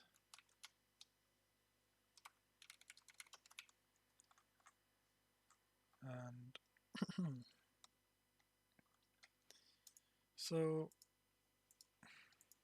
I guess we can be a little bit wasteful and always have a 4K buffer somewhere. Let's call that. We shouldn't really put it on the stack. Oh right, now I realized something about the printf stuff. Maybe the stack is getting too deep and overwriting variables. That could actually be the case. Yeah, so we don't have any simple way of checking if the stack is being overflowing. So that could actually be what's happening. Okay, so what do? We want to have a batch buffer, which is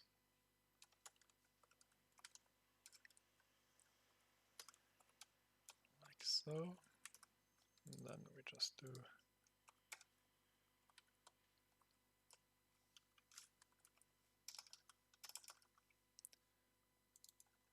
like so.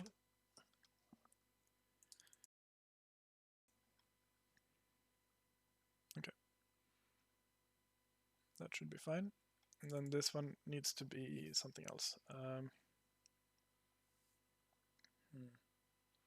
starting to think that maybe we can adapt the fwrite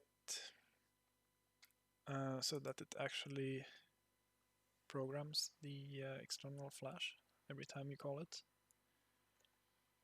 It requires some hacking.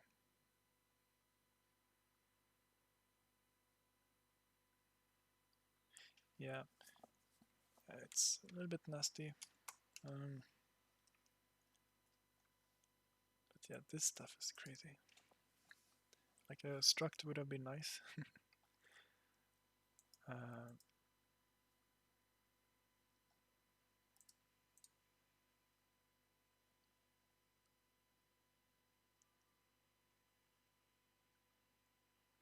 Yeah, okay. So let's see what we can do here.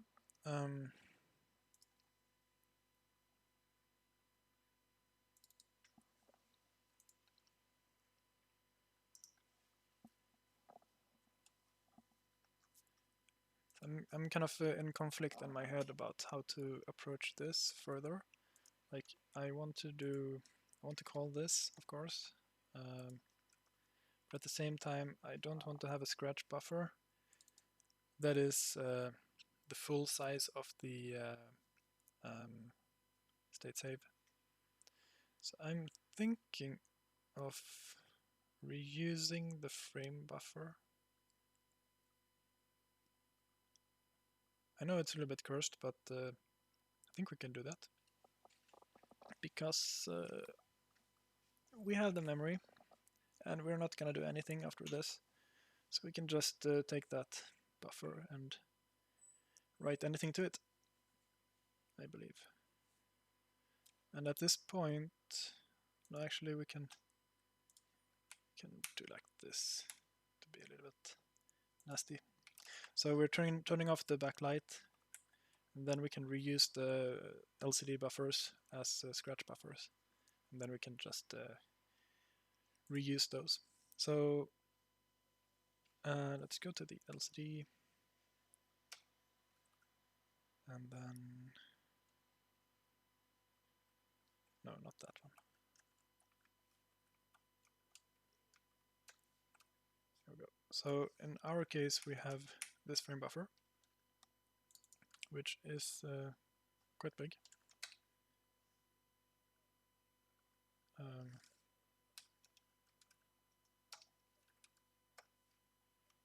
156 kilobytes. Yeah. So that might be big enough.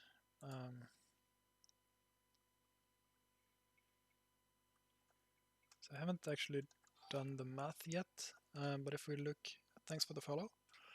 If we do the math a little bit quickly, we should be able to see how big this can become. So just open up IPython. We can see how many times do we actually call fwrite. Okay, It's actually this one we don't need.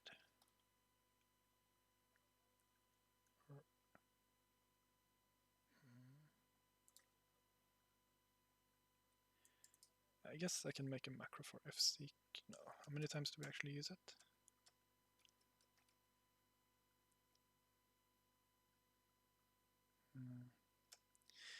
Nah, let's not make a macro. That will just be confusing. PTR. Yeah, let's do like this instead.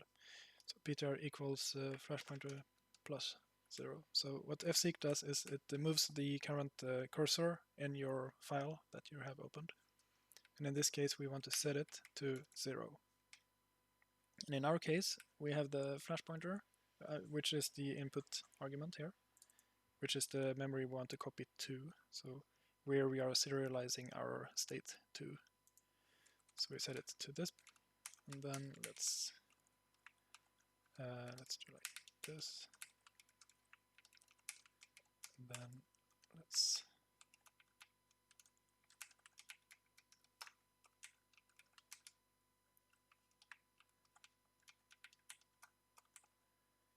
that should basically be it, right?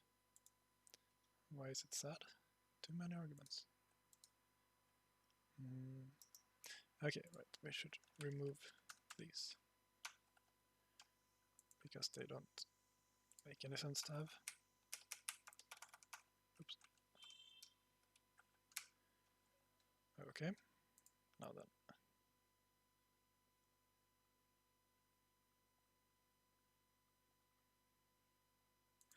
I think it's just the editor that's a little bit broken.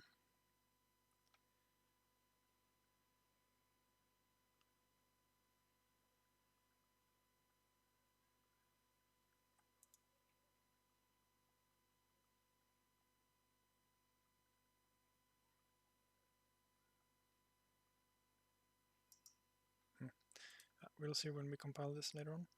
So anyway, let's count. How many times do we do f-write? We do 49.6. 1. And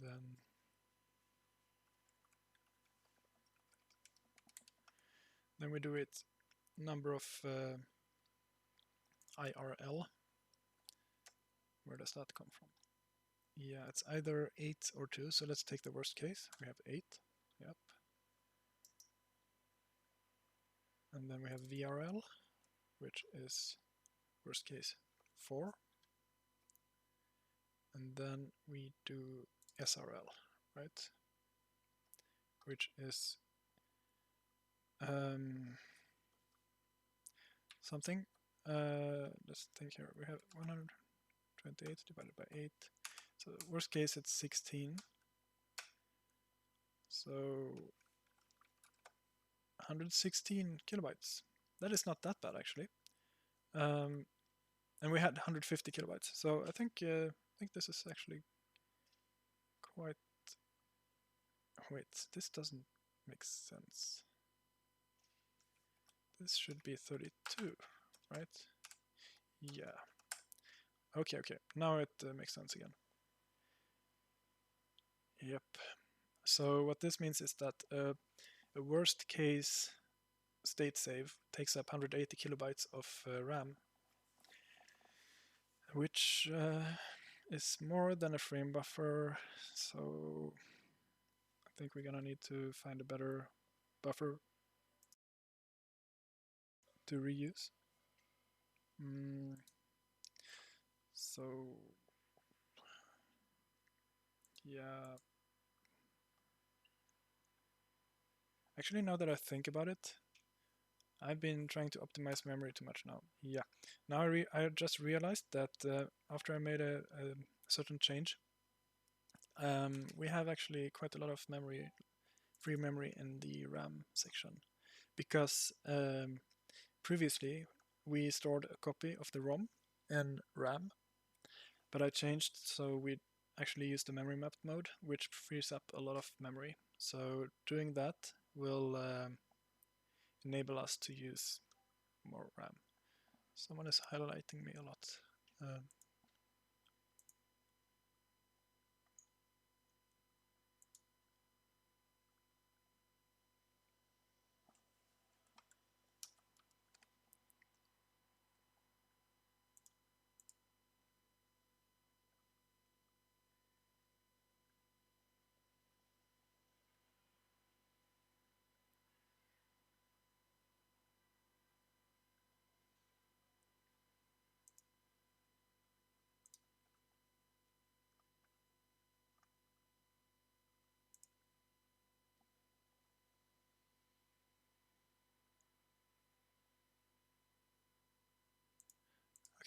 Going back, sorry for that. Okay, so yeah, let's just do a sort of ugly implementation of this, where we, let's here, want to put this in the emulator data section. So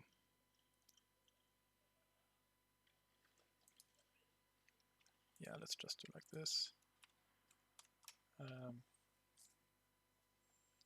And this can obviously be optimized later on. I just want something simple right now, so we can move on. So I'm just gonna add, let's call that state save buffer, and let's make that 180 kilobytes. This is actually gonna take up 2 slots, or 4 slots. Oh, this gets a little bit annoying. I guess let's make it 64 times 3, so 192 kilobytes, 3 pages. And we can optimize this later on. Alright, I needed that function.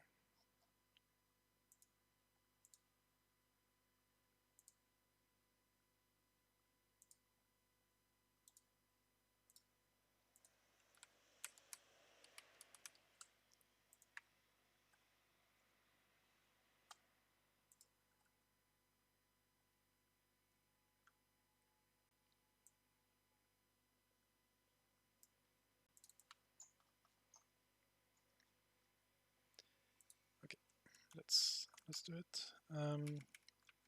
like so, and then we do size of, cool, and then we want to store it as well. So we need to do some changes. First of all, we need to adapt the linker file. And yeah, I know I'm using the NES linker file for both Game Boy and NES, but yeah, I will rename and fix that later. But right now it makes sense to keep it the same. So let's increase that to 196K, or 192, I guess. Yeah, 192. Yeah, why is this complaining? Okay, let's adapt.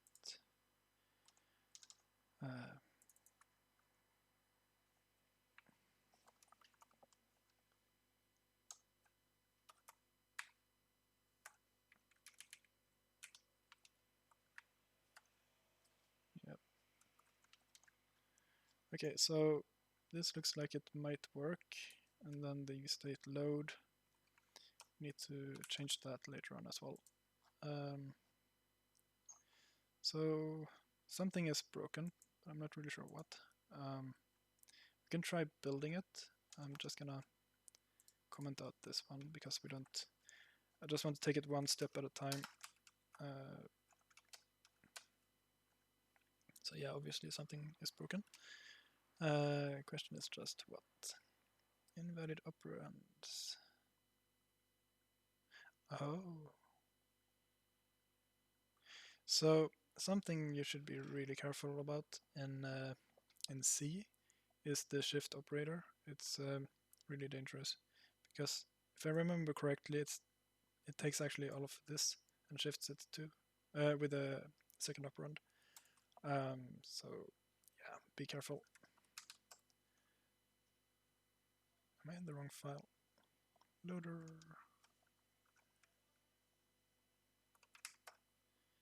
Yeah.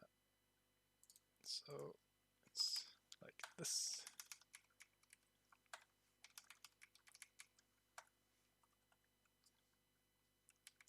So now I got a bit scared, so I'm just gonna look if we're doing something dangerous in other places. It looks fine. Okay, cool. Okay, something is wrong. Line 86.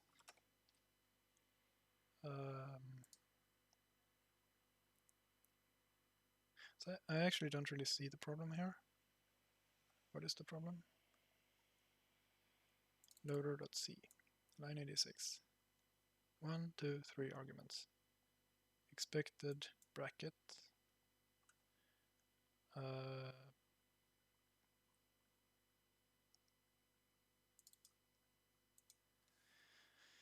must be really blind because I don't see it.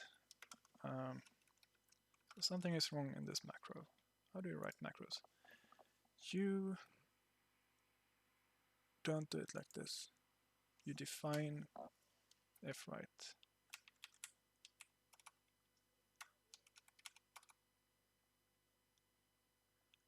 And then you define that with the do. Oh, this is so.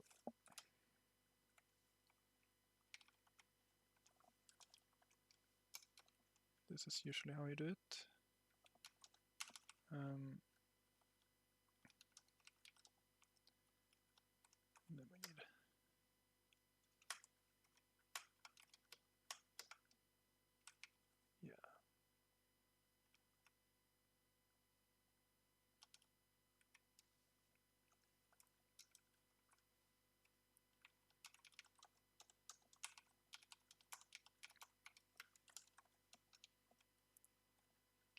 actually you should skip the last semicolon. So if you have never written macros before in C, they can be sort of treacherous. But yeah, so what we're doing here is we have a macro definition, and then here's the implementation. And if you put it in this, like do open bracket while 0, it becomes its own scope, and it is portable. So let's build again. Okay, it still fails. Why? Expected expression before do. Well,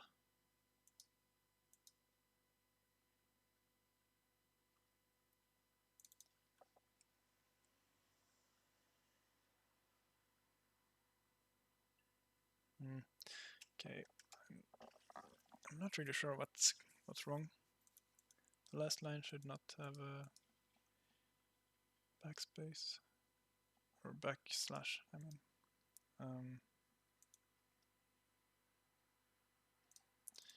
no, honestly, I don't really see it.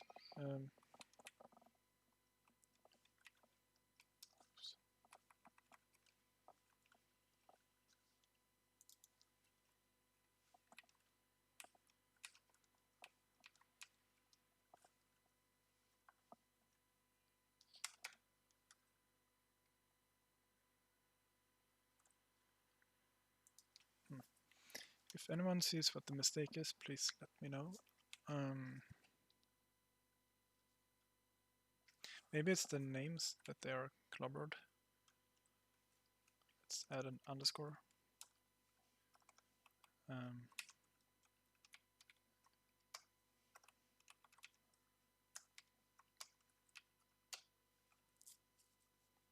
Nope.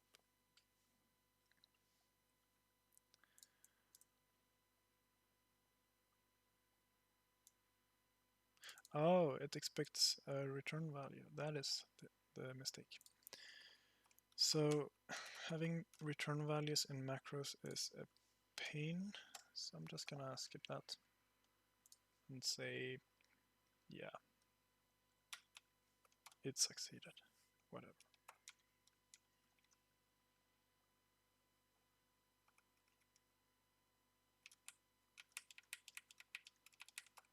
Because it's a memcopy. Nice. Okay, here we go. Now we have built it, and it didn't fill. Oh, this looks so bad now.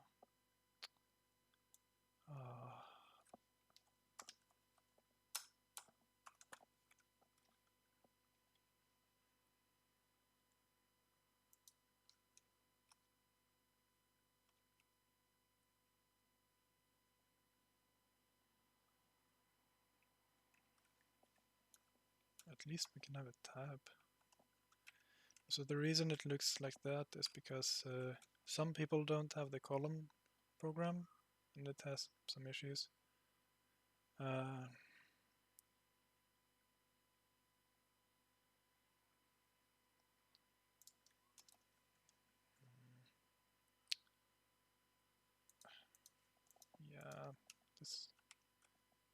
doesn't look good.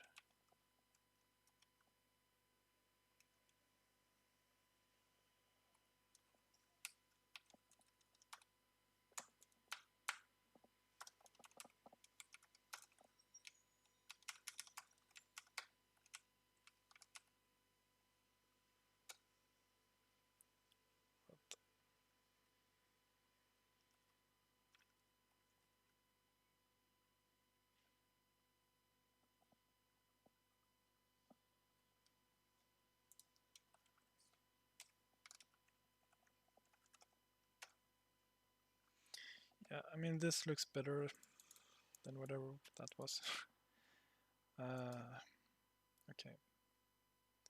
Anyway, it shows here clearly that we have tons of RAM, even if we are wasting it. So yeah, let's just continue. So what we can do now is to go back to the main file. So now we have prepared our state save buffer. So let's just do something. Memset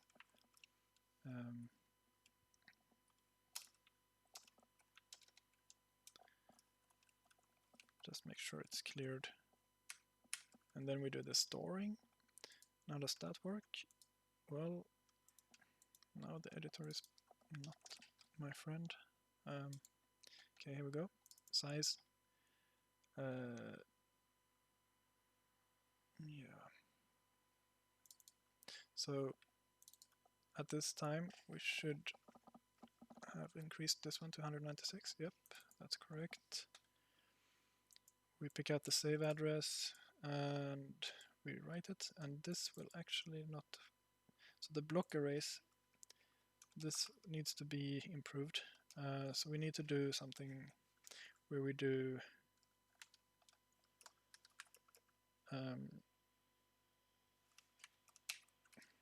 so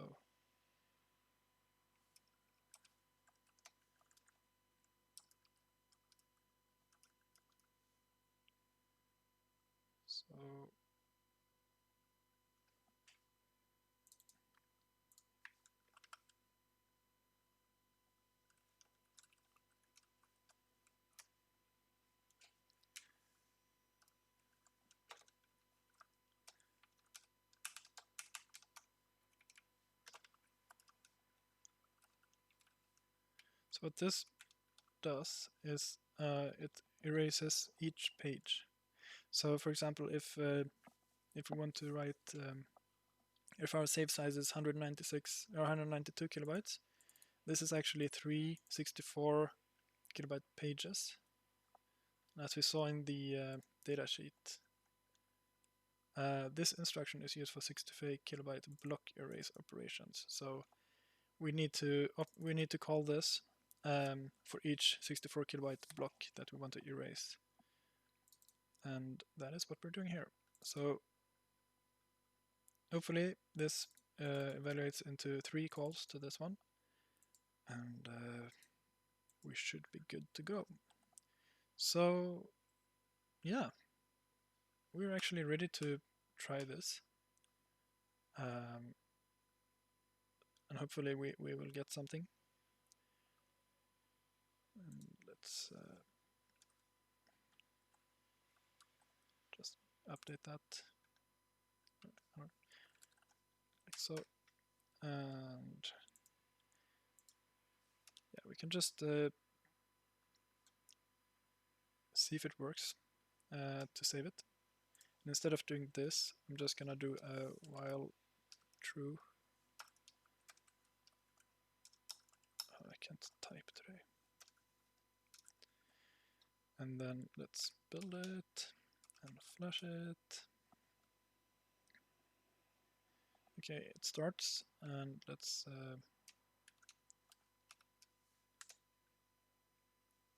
do like that. And then I'm gonna press the button. Okay, the screen went dark. I guess that's good. And we are in 411. Yep, we ended up here. So that's good. And now what we can do is that we can look at the state buffer, and we can see that there is stuff, lots of zeros, but also stuff, yeah, bunch of stuff. But most importantly, we can compare it with the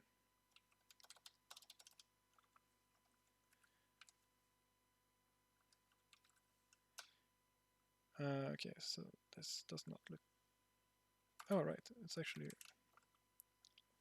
So this is a little bit. Here we go. So what I'm doing here is that I want to print the memory mapped external flash at the position of 1 megabyte, which is the end, minus 3 times 64 pages that are 1 kilobyte. So this value should be identical to that one, and it is. So our saving is working. That's pretty cool. So now we have actually implemented the saving of the state. So now we need to restore it. How do we do that?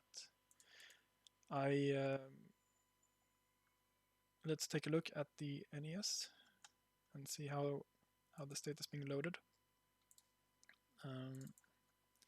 So we are not using these functions, but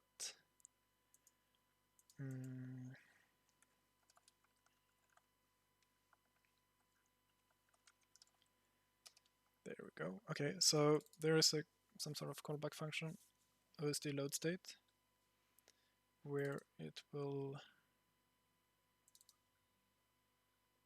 yeah. Okay, so it will pick up the address and yeah. So we can do something similar. So I'm just a little bit curious where this is being called. So it's called by the NES emulator in the submodule just before we start the main loop. So in our case, what we could do is to just put it right here.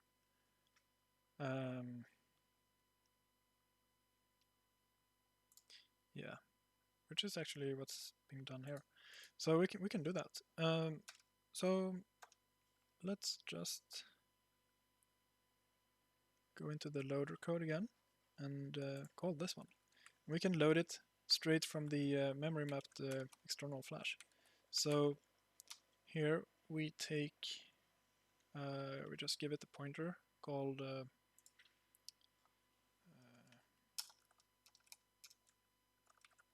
are you on GNU Linux? Yes, I am. Arch and i3.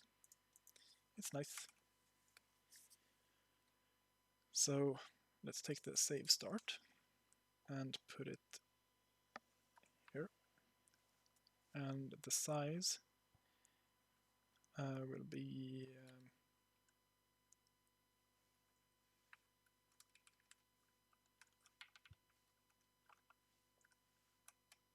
like so. And this should be everything. And then we just add a include to the, actually, let me put it here to be consistent. Nice. So just see if it builds. It actually builds. Okay, that was too easy. So let's read the code. First of all, it does a malloc. I don't like that. So let's remove that and reuse the 4K pointer from here. This is scratch buffer. So let's do that. And then buff. All right, no, that was wrong. I meant to copy. Yeah, there we go. So again, PTR is the sort of offset in the flash. And here we are reading stuff, okay?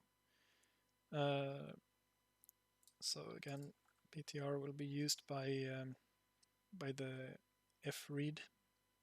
So here we're actually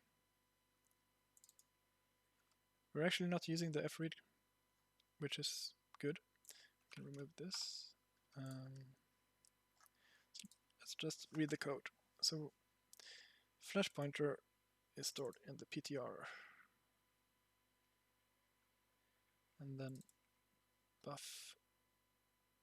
Yeah, okay, we should actually adapt this a little bit differently. So let's do like that instead. So buff is pointing to the external flash where the state is stored. And then it parses some stuff, and then it copies ROM data. No, this is confusing. So buff needs to be a scratch buffer. Yeah, because it's actually writing to it. Okay, so it's creating. Maybe I should mem set that as well. Let's do that.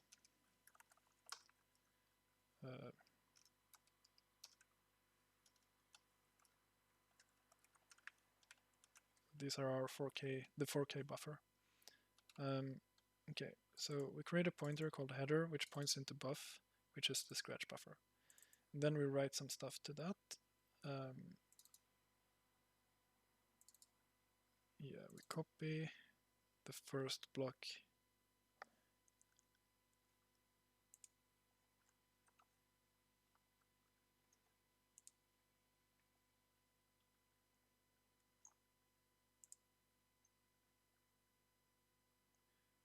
Okay, sorry for the silence. Then we do some stuff. We copy some more. So this is still preparing the first buffer. Here it's just copying stuff from ROM data, which is the actual ROM.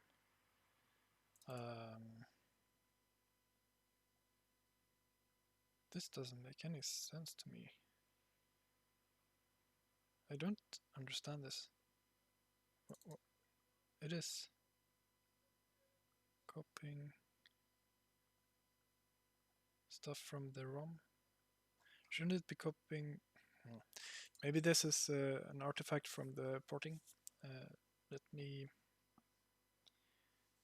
open up the original code. So this is the sort of original port where we can go to the loader.c and state load. Okay, so this is actually the original state loading code. Okay, so this is vastly different. So I wonder, are we calling state load from somewhere else? Not really. Always wanted a Game Boy Micro. Wonder if the Game & Watch could be like a modern micro. I actually don't really know what the Game Boy Micro is, so let's Google that. I'm curious. Oh, I saw this on someone made a YouTube video comparing the Game & Watch and this one. Yeah, interesting.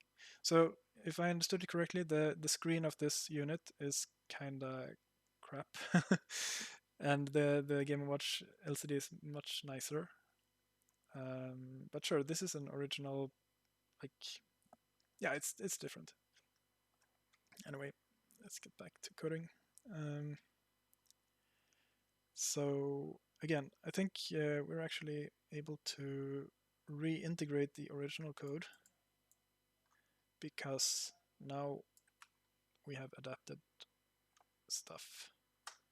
So let's go back. So this is the original code, and then we don't need this. We should revert this. Yeah, there we go. And then let's just move everything back one step. So what did we change? We don't need VSync. VSync is moving the pointer. So I'm just gonna do like this. And yeah. So here we set up our pointers again. And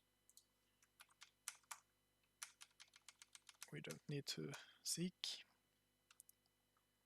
The seeking though, yeah, we can do it like this. So, yep.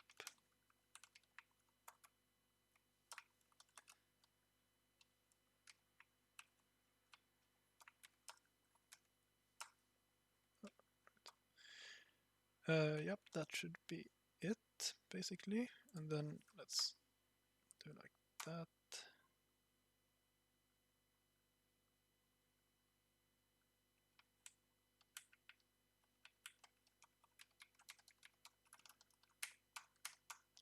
Okay, I think this is it. Let's build and see if it builds. All right, we need to remove the F references because of how the macro works. Okay, it doesn't build. A few arguments. Okay, let's. All right, so actually, these should be changed into the underscore if read. Oh, look at this! It actually builds. So this is actually this is gonna be really interesting to see if it works. I am curious. Okay, so it boots. That's cool.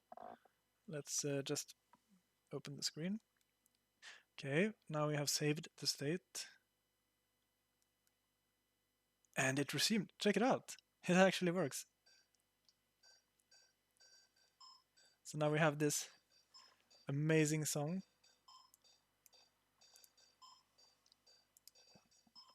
I don't know if you can hear it, but I'm pressing the power button and it's off. And I'm pressing it again. And it's my song. So state saving is done. Awesome. This is cool. So let me just clean this up a little bit. I'm gonna just remove some stuff and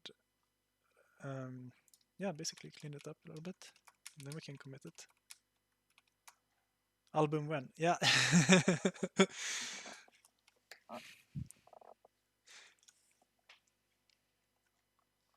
Nice. Okay.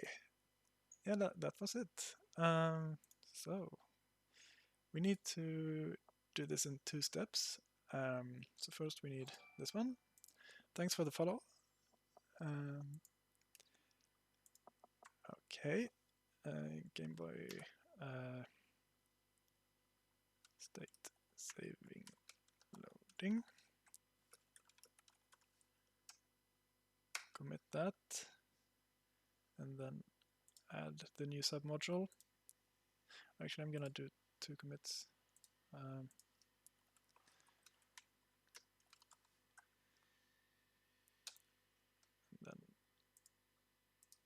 so what did we change? Okay, we improved or we increased it to 192K.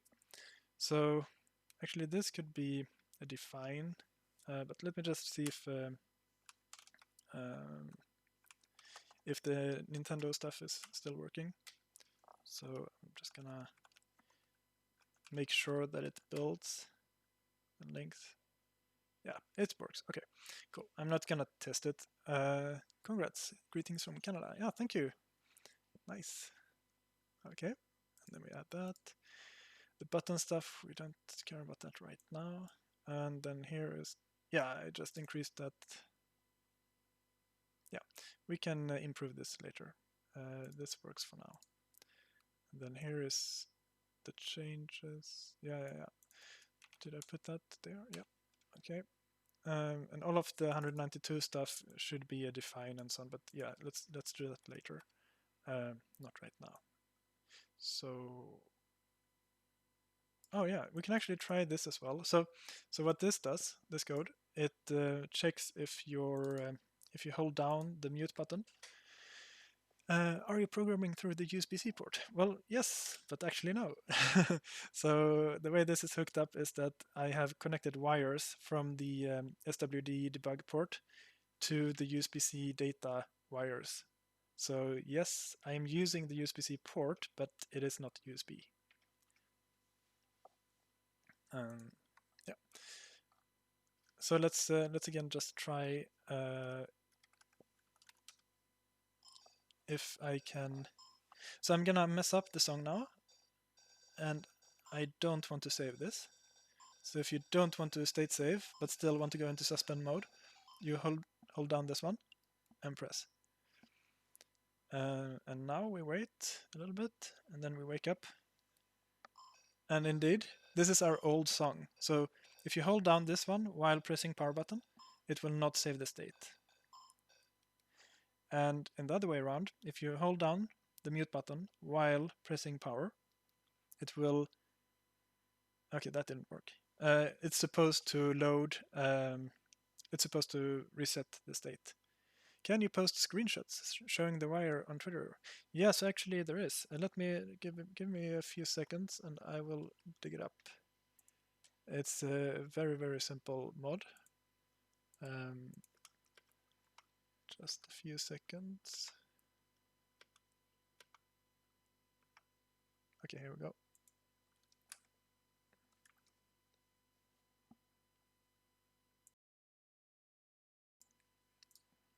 So you take magnet wires, really, really thin wires. You connect them to this and this pin. So this is, I don't remember which is which, but basically clock and data, or data and clock, whatever.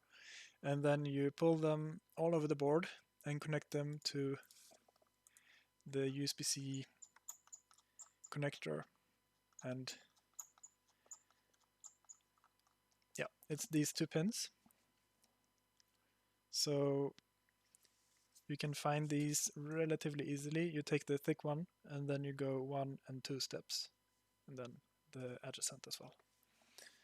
So yeah, that's how it works. No more magic. The downside is that you don't get the VT ref, the voltage reference out, and also the reset pin is not exposed by doing it like this. But I believe, and I haven't verified this, but I believe that the SBU pin is also exposed, and hopefully that can be used for the reset. So the SBU is for the sideband stuff, so you can put basically anything there. Yeah, so that was that. And let me finalize this. So for some reason it seems that we are not able to load or boot up without loading the state. So let's think a little bit. Could it be that we are always ending up in the load state function? Because that function was written a little bit like it was already adapted for the project, and I haven't written that code. So let's put a Hall delay with 5 seconds. That way I can put a breakpoint here. So let's do that. You said it's not USB, so you can't use a USB data cable for flashing. No, that is correct. So this is just exposing the debug wires, so you can access them from the outside. So you still need a debugger if you do this mod. But the beauty is that you can close the case. There's no case mod, and there's no chip. The cost is $0, literally. It's just a wire, nothing else. And now it's in deep sleep mode. Okay, now it's broke.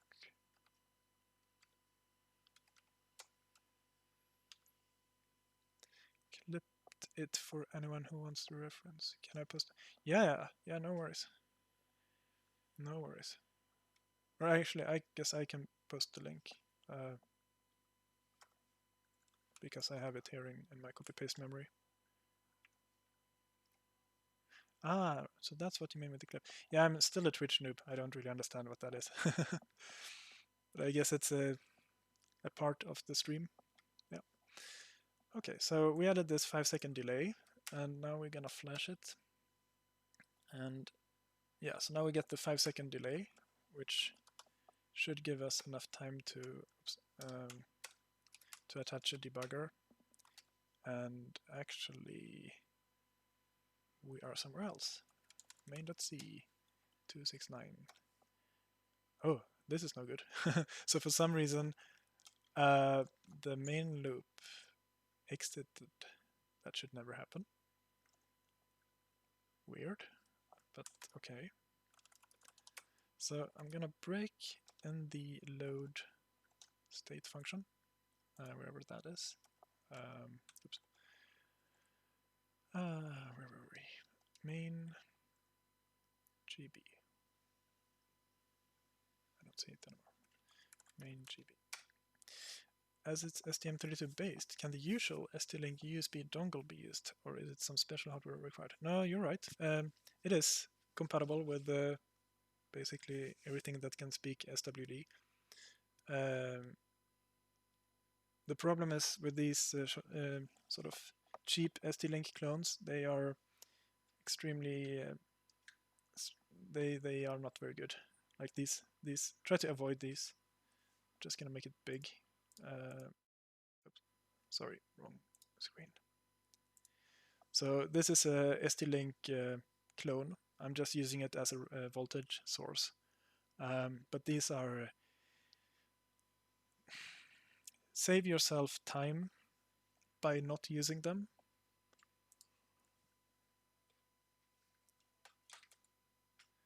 Yeah, okay. Yeah, I mean, it technically works, but please don't ask questions if it's behaving strangely, because it might. And yeah, what do you recommend instead? Yeah, okay, I can actually show you again. So right now I'm using this one. It's an official ST-Link. This is what's being cloned. So this one is a proper ST-Link. Yeah, it works, and it's an actual debugger. So it's not like, you know, a clone or like a repurposed device. Then there are the breakaways from the development kits. So if you go ST-Link Nucleo, for example, you have these sort of development boards where it's an included ST-Link. They seem to work, and they are official, but yeah, someone was having some trouble, but I don't know honestly what was going on there. But yeah, this should work. And then there's tons of others like J-Link, and yeah, you can use a lot, like the CMSIS DAP-Link. So anything that is compatible with this should also work, but our scripts don't support it. But technically, it's not an issue. This should work. I really recommend the full-size one, J-Link. Yeah, I'm gonna get mine tomorrow. So for some reason, the J-Link Mini Edu or J-Link Edu Mini have been problematic. Yeah, exactly. So J-Link Edu Mini. Let's just show that as well. So I was hoping that these would be great, but apparently they are not. The problem is that the target is operating at 1.8 volt, and this one is operating at 3.3. And for some reason, it seems to be very picky. So the ST-Link clones actually work most of the time-ish, but this one sort of doesn't at all. So I don't know. Maybe it has a very strict voltage requirements. I don't know. But yeah, I tried to make it work, but I just couldn't attach it. Yeah, correct. But yeah, I don't know. The ST-Link clones, I think they operate at 3.3 volt, but somehow managed to sense the correct voltage. I don't know. Mine works fine, but I haven't tried it with a 1.8 target. Yeah, if you so Trade Splatter, if you happen to have a Game & Watch, please give it a shot. And if you can make it work, let us know how you did it. Yeah, I think that is the reason. Okay, going back to the stream, we should commit this code, right? So, did I make a change? Oh yeah, we were trying to debug the why it didn't work when we turned on. Yes, so let's break there.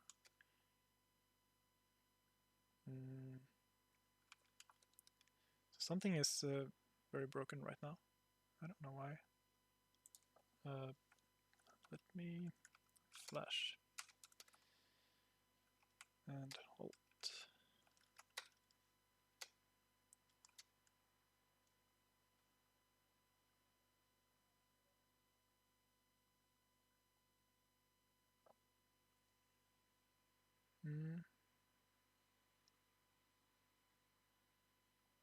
Oh, nice to hear that you think it's interesting. Yeah, that's nice. And if you have a question, if there's something you don't understand, or if you want me to explain more, just write it in the chat, and I will do my best to try to explain it. So I mean, most of this sort of requires you to understand programming and how a lot of stuff works, but I'm happy to explain. So just keep asking. Right. So we never end up there. So for some reason it just breaks. And that happened after yeah.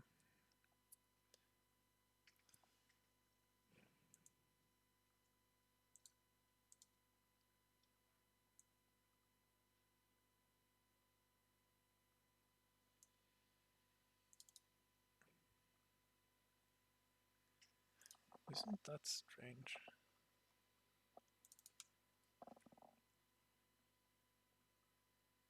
Oh, I see what the problem is. I'm being stupid again. I was running the NES emulator and not the Game Boy. So it's no wonder why it doesn't work. So let's go back to the Game Boy emulator. And there we go. So 5 seconds later, does it boot? Yeah, it does. Okay, perfect.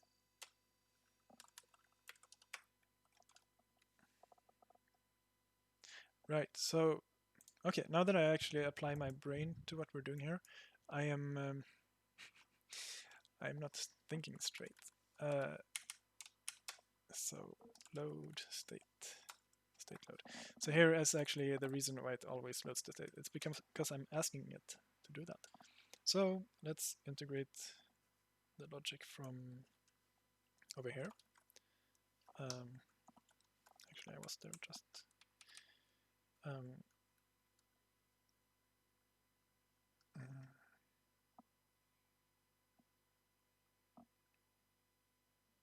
Will you mod the board to have more storage? Yes, I have that actually.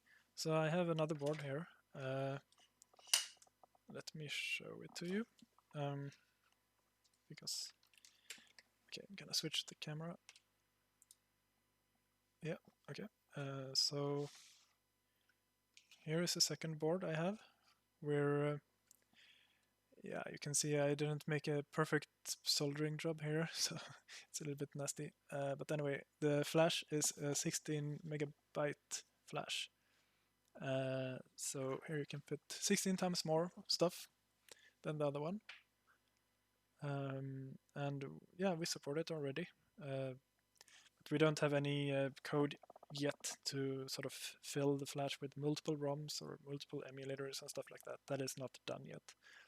But yeah, it's definitely possible, and it's definitely something we are looking into. So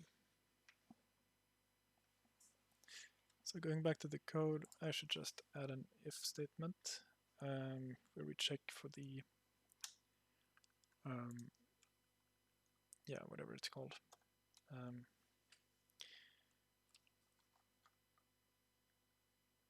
The keys. Yeah. So I guess I should do this. So I can move this one out to over here. And then we can read the gamepad once,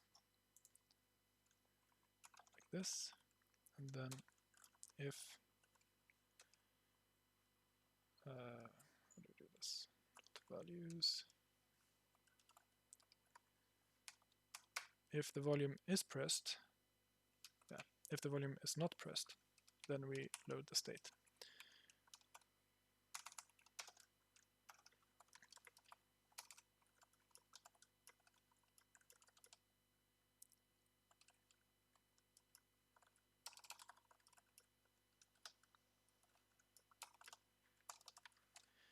Makes sense? That's awesome. How much of the 1 megabyte is taken up by the factory ROM software? Basically all of it. So we have just replaced it. Okay, so now I'm gonna try to turn it off and turn it on again. Oh, it broke. It broke. Oh, okay. It's my 5 second sleep. Okay, so let's hold down the pause button and start. And check it out. It did not load state. So yeah, that was it. So let's just remove the sleep and add this change to the change list.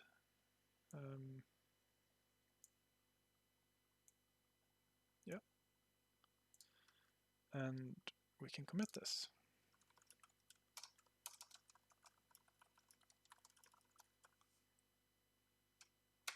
Here we go.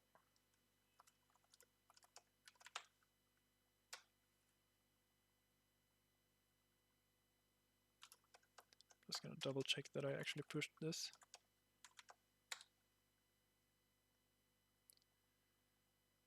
Okay, perfect. So yeah, now we have state saving in gameboy.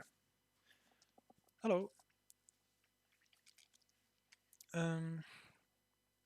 Yeah, so I don't know.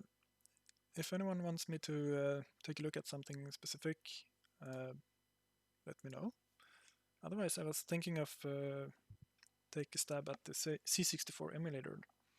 Do you think Nintendo made an effort to restrict easy hacking of the Game & Watch with having only 1 megabyte storage and no data connected to the USB port? I mean, it feels like they sort of did it on paper, but there are multiple things that are sort of odd about this. So first of all, they only lock down the devices with a level 1 and not level 2. So if they locked it down with a level 2, it would not be repurposable, because that is a permanent security level. So for some reason they chose the RDP level 1, which enables us to repurpose the device. And then the external flash, yeah, it's only 1 megabyte. It could have been more. I don't know. I guess it was enough for whatever they wanted to do. And selling millions of devices, you want to cost reduce and choose as cheap components as possible. And obviously, smaller is cheaper. Why VS Code? Yeah, I like it. I could use Vim or Emacs or whatever, but I'm comfortable in VS Code. And especially with the change list, it's so easy to sort of, if I want to add some stage, some ranges and so on, I can just do it. It's perfect. I like it. Anyway, yes, I don't know why it is like it is. I think the BOM for this is not very high. It's like 10 euros probably, or something like that. But yeah, it's a little bit too bad. I mean, my main gripes are that the USB-C data pins are not connected. That's really sad. And that the flash is a little bit small. That's too bad. I might pick one up just to test with a Mini. Looks like a fun piece of hardware anyway. Yeah, for sure. It's definitely fun. And if you make the USB-C debug port mod, it's like a zero cost mod. You just have to solder. Is the flash change difficult? I mean, going back to the let me just show it to you. So what you need to do is to remove all the screws here, and then so you remove the PCB from the case, and then put some Kapton tape over the connectors, and then use a hot air gun to desolder it. And if you have never done that before, you probably want to practice on something else first. Otherwise, you might melt the connector and stuff like that. But I mean, technically, you could desolder it using a solder wick, but yeah, it's no fun. hot air is so nice. So in case you haven't done any hot air rework before, let me see if I can find some. Oh, maybe I shouldn't show YouTube on the stream. Getting copyright attacked, probably.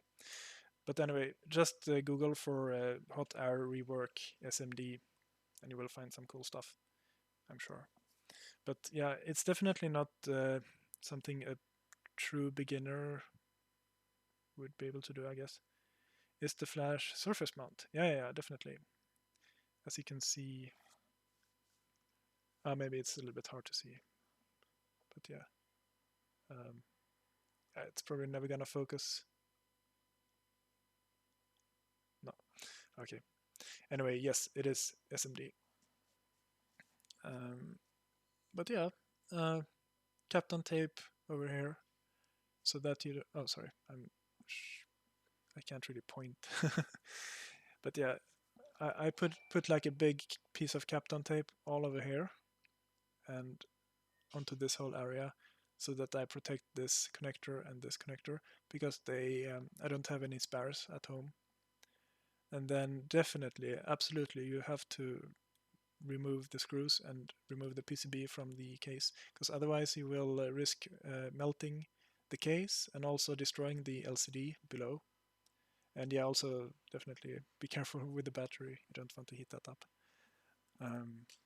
So anyway, those are my tips. Of course, you can do it in any way you like, but yeah, that's how I did it, and it works. And also, if you want to make your life easier, you can use leaded solder, normal leaded solder, and sort of just solder the pins and put more solder onto them and then wick it away. That way, the solder that is staying here is melting at a lower temperature. That way you don't need to use a hot air gun for that long and heat it up that hot. So I think it's a bad idea to do your first flash removal. Yeah, I agree. Practice on something cheap. Yeah, for sure. Just tuned in. Could you explain the project you're working on? Yeah, okay. So I'm working on a Game Boy emulator port to the Nintendo Game & Watch, which is let me do like this. So this is a Nintendo Game & Watch portable game console, and I'm writing custom firmware for it and running it on the device. And currently we have support for NES and Game Boy, and today I have added support for state saving for the Game Boy emulator, and it's already integrated for the NES emulator as well. So it's moving forward. Did you design software and hardware? No. So the hardware is official Nintendo. You see, it's an official Nintendo hardware, and the PCB, like the actual hardware we're running on, is the original PCB. So we have, there has been a lot of work going on in retracing the PCB layout and the exact locations of the connectors and which connectors they are and how to buy them, where to buy them, and so on, and all of that stuff, which is actually quite hard to figure out. But most of that is done by now. So we have some ideas on making our own PCBs that fit in the case, but instead of a microcontroller, using an FPGA. And if you don't know what an FPGA is, it's basically a configurable chip that lets you do whatever you want to do. In terms of you can create your own processor and stuff like that. So for us, that would mean that we could essentially implement our own Nintendo NES hardware, which is not emulating, which actually becomes the hardware. Yeah, okay. So what is the advantage of using an FPGA over a microcontroller? Yeah, so the main advantage is that instead of emulating, where you have a while loop and checking if someone wants to write to a register, then let's change something in the memory. instead of that, you actually do that instantly. You are the processor. It's a little bit hard to I'm not good at explaining that, but essentially you're creating, or you're configuring lookup tables that behave like real hardware, like real gates. So you can implement an AND gate as a lookup table and tell that lookup table to behave like that. And then you can configure how these lookup tables are connected with each other, and that way you can create any kind of logic, basically. I'm wondering if Nintendo will fix this with version 2. Yeah, I wouldn't bet on it. If anything, they might lock it down more. I don't know. FPGA will allow emulation at hardware level rather than software level, much faster. Yeah, and more critically, the timing will be exact. There will not be any lag. FPGA, whoa. Yeah, so I'm an FPGA enthusiast. I have been building some projects with FPGAs, and I think it's a really fascinating concept. So yeah, I'm with you there. um, Write your own processor, sort of what it is. Yeah, and it's not limited to processor. Like processor is only one thing. You can write your own HDMI output driver. You can, yeah, I mean, you can do anything that is digital. Like once you start to get into the analog domain, FPGA is not always enough. You can do some analog-ish stuff, like yeah, there's tons of stuff you can do, but essentially all of your logic is executed.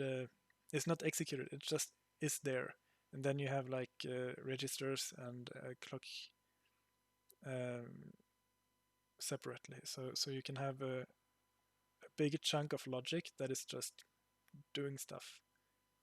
And like if you compare that with the processor, like normal code, you're iterating. So even on the fastest, super fast AMD CPU, you're still executing code, one instruction after each other. But with an FPGA, you can do like 10,000 times, like tons of stuff in parallel, and it will actually be in parallel, in true parallel. So you can do really cool stuff. Um, and the difference between an FPGA and ASIC is basically that an FPGA can be reconfigured, and on an ASIC you can implement anything, literally anything you want, even analog things. But yeah, it opens up a lot of cool stuff for sure. So yeah, I'm looking forward to that. That will be pretty cool. So yeah, so I see now that the stream has been going for 3 hours. Question is if I should or if I should not start looking at the C64 stuff. Thinking maybe I should just stop, because otherwise it might become like a really dragged out, tiresome stream. I don't know. But maybe if there is some small feature that I could work on the emulator, maybe I should do that. I don't know. Let's see. Maybe I should. Oh yeah, I should update the README. Let's do that. So we can mute audio. We have the power button and saves state.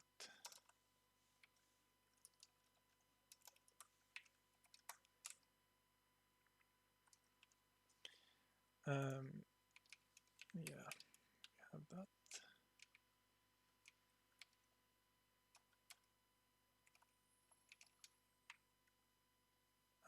Yeah, so the VSync stuff we could integrate to gameboy as well. Why are microcontrollers way more popular than FPGAs then? Well, it's a matter of price and size. So FPGAs are wonderful, but they have one huge drawback, and that is that because they are so flexible, that comes at a cost. So most of an FPGA's innards is basically wires connecting stuff together, whereas a dedicated ASIC solves one problem efficiently. So yeah, if you compare it with an emulator, it's basically an FPGA is trying to like open up the possibility to change everything however you want, whereas a dedicated processor or dedicated chip, it has a fixed solution, a fixed thing it does. And usually, yeah, exactly, you can make them smaller, cheaper, and yeah, that's why. So mainly it's a cost issue and also a budget issue where size, you know, you want things to be smaller, and a small dedicated microcontroller will always win over an FPGA in that regard. So yeah, being able to reconfigure stuff, it has a cost. So that's why. Yeah. All right. So let's see if we can just update README.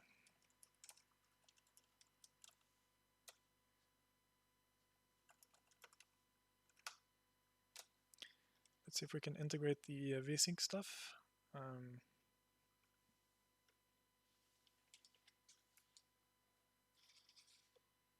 There are also CPLDs, which are like lighter weight FPGAs that can do similar things but are not as flexible. Yeah, honestly, I've tried to understand what the difference is between CPLDs and FPGAs, and some people claim that the difference is that CPLDs have internal flash memory where they store the configurations, whereas FPGAs have not. But this is not always true. There are some FPGAs that also have a internal flash memory where they can store their configuration.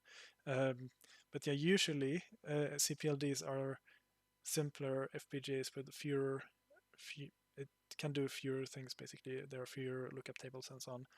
But people tend to use them for, converting some signal to some other type of signal. So if you need, for example, a high-speed parallel to serial converter, you can do that with a CPLD perhaps and stuff like that.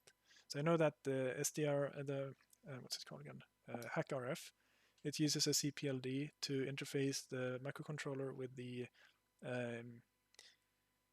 analog front end, where it's a double data rate front end, where data is sent on, I don't remember the details, but it's basically converting between two different ways of digital signals, of handling digital signals. So it can be used for that. And of course, tons of other things. Yeah, okay, so have a look at the VSync stuff. So let's go into main NES, frame buffer 1 and 2. So first of all, can we afford a second frame buffer? So let's go to the linker file and look for the video. No, LCD. Okay, so we're storing the LCD in the external RAM.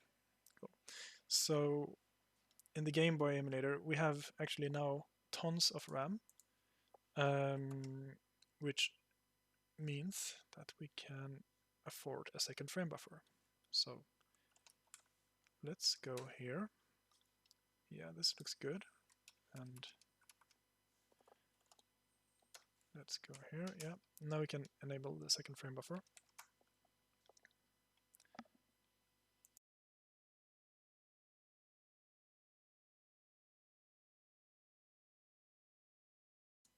Okay, now that is enabled. And then let's go and check it out. Frame buffer 2. So we reference that from 4 places. So I guess this one is the most important one. So let's go into main Game Boy, go to the blit function, and the end of the blit function, we just put this here, and we can keep this like so. And then let's add this variable to the main file here, maybe like so. And then let's see how it's being used. It's being used like so. And instead of copying directly to the frame buffer, we are selecting the frame buffer.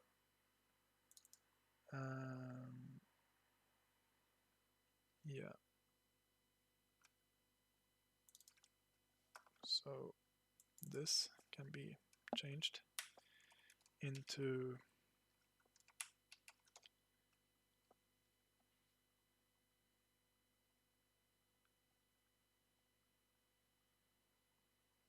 wait, this doesn't make any sense.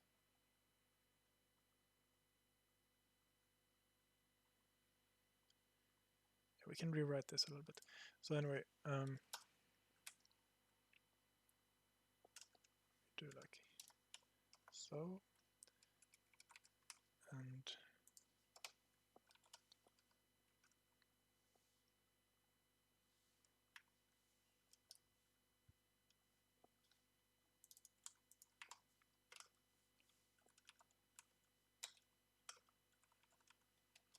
yeah, we can do like that. And then we just do like this. Yeah, that should do it. And then let's see where we do the swapping.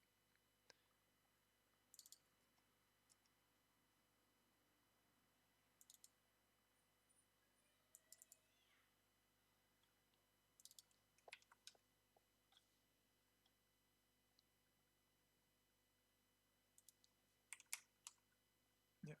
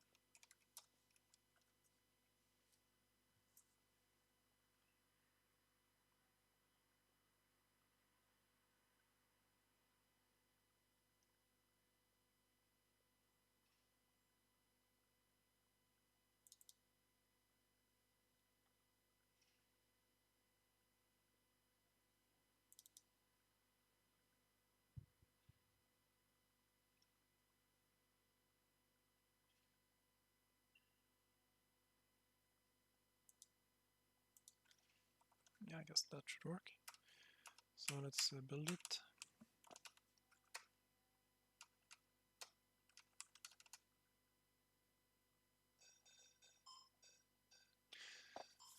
So this is really hard to see if it's good or bad. So I'm gonna have to load something better, something that moves more.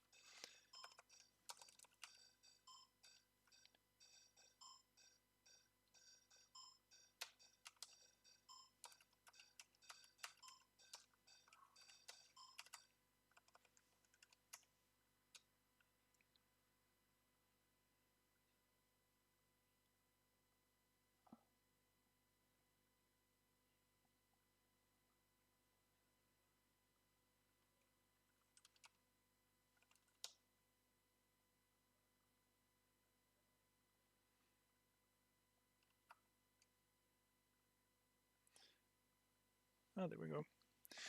Yeah, it's really hard to say if the VSync is better or worse on this one.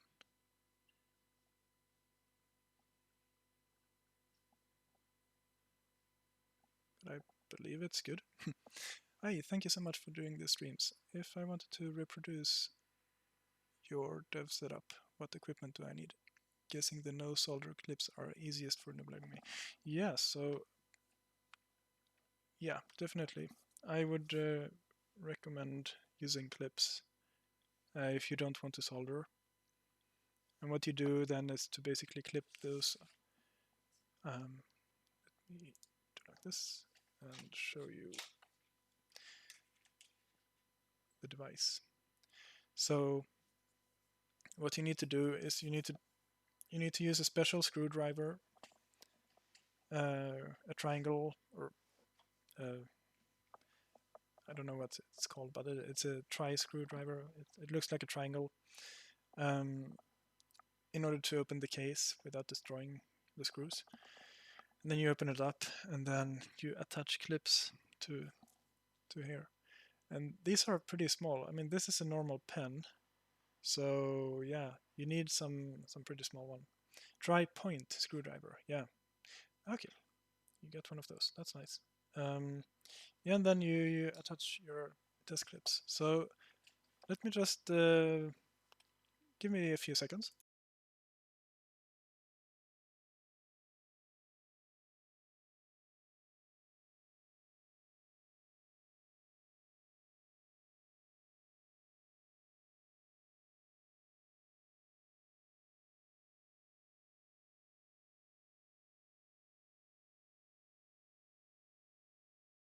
All right.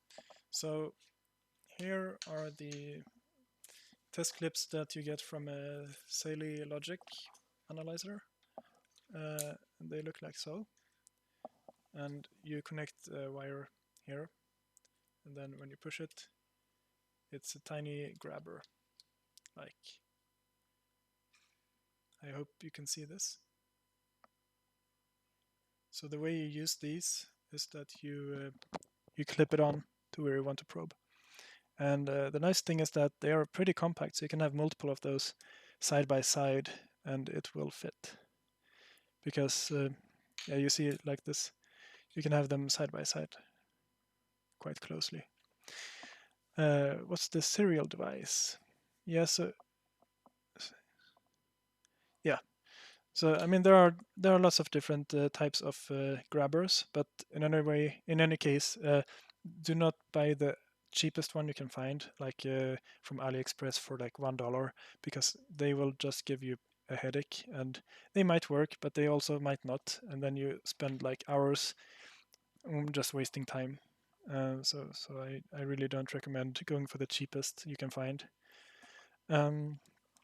Yeah, and then you need a debugger. There are lots of different types of debuggers, but again, like we talked about this a little bit earlier. But yeah, this type of debugger, ST-Link clone, avoid it, please, because yeah, it could work, but it might also not work and give you problems and so on. And in order to save everyone's time, just please don't use it. There are lots of different other kinds of debuggers. I don't think we have any specific one that we can recommend, but any official debugger, either a J-Link or a ST-Link original or something else. What is the reference of the Nintendo box? Where can I find it? You mean the Game & Watch? Yeah, so something I learned, which I didn't know about, was that apparently it's hard to buy in the States. You can buy these, you can get these everywhere here in Sweden. But for some reason they're hard to buy in the United States. I don't know where you are located, but yeah, just search Nintendo Game & Watch and buy it wherever. It's an official product.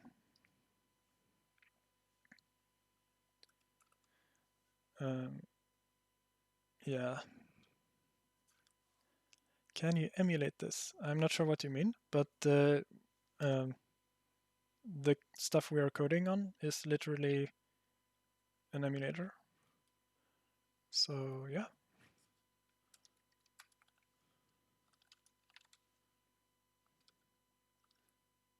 Did I kill it?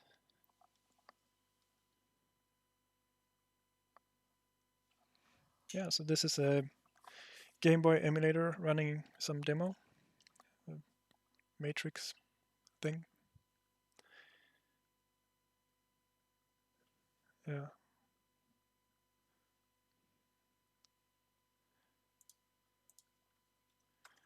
So if anyone knows of a good Game Boy demo that has like VSync, a good VSync test demo, let me know.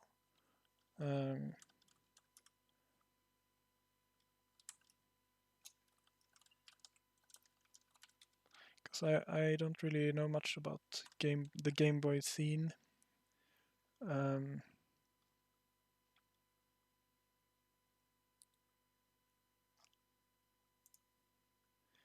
So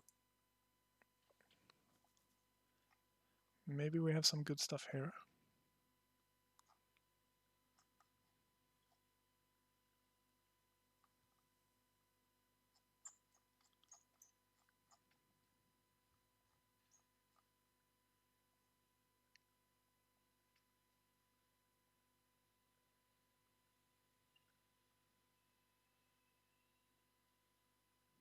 Oh, here we go. Thank you. Okay, I'm gonna try to open this. Here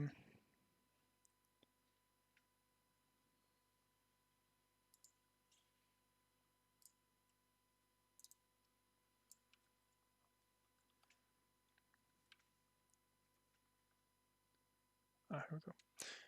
Okay.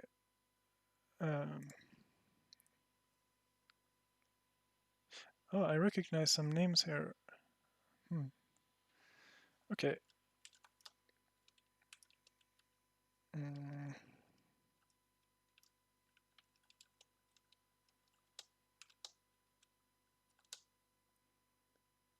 Okay, nice.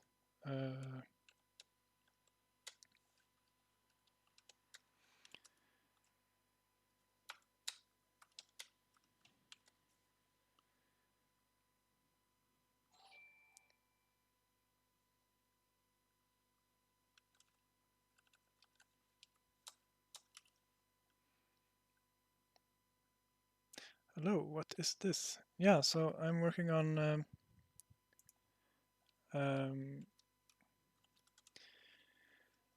integrating emulator.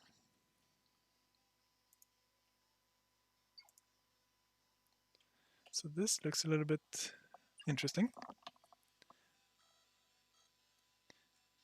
Nice. Okay, so far I don't see any VSync issues. Looks pretty good. No, or wow, this is really a VSync killer. Oh, I can see some issues. I can see some issues. Oh yeah.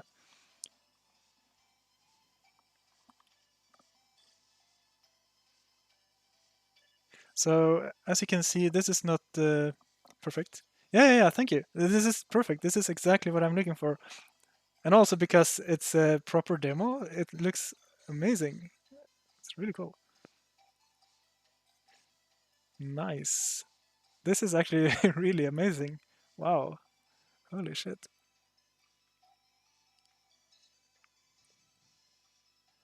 Wow. This is insane. Wow. I am really impressed. Wow.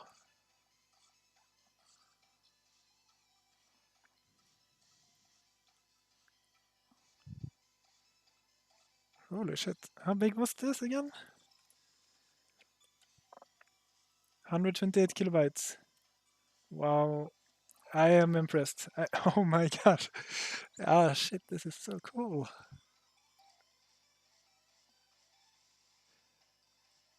Yeah, you can see the data cache issues here. Stack smashing. If you pay attention to the text, you can see those lines, and that is a data cache issue.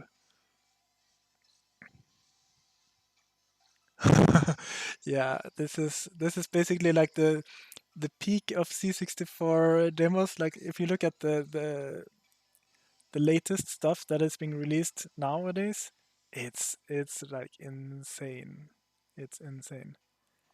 Okay, so I'm just gonna flip this and let's have a look at it again. So what I did now is that I flipped the active frame buffer because I think it's like I was toggling it the wrong way. So let's just see if this looks better.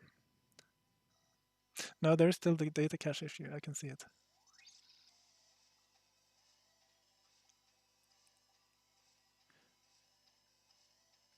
Yeah. You see it. So we need to disable data caching. Um, it actually looks almost worse now than before. But damn, that is a cool demo. Holy shit.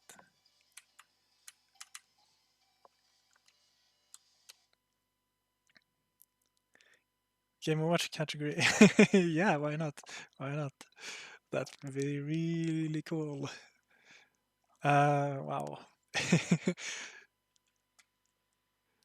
Yeah, I mean, the thing is, this, like, if you push this microcontroller to its limit, it can do some pretty cool stuff because there is a hardware compositor that we looked at before. Yeah, so, okay, let's try to understand what is going on. So, first of all, let's have a look at the linker script. So we put the LCD buffer in the beginning of the RAM. And I'm thinking of disabling data caching for that region. Is there a way to do this without hardware, just a PC? Well,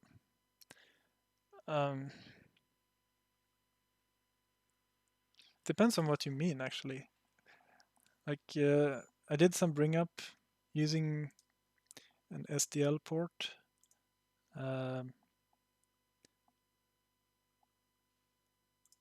Like, I made a main loop with the SDL textures and so on in order to be able to develop the emulator and understand how it works. So it depends on what you mean. Just curious as to how long before we can see a proper tutorial for this. I mean, an emulator. Mm,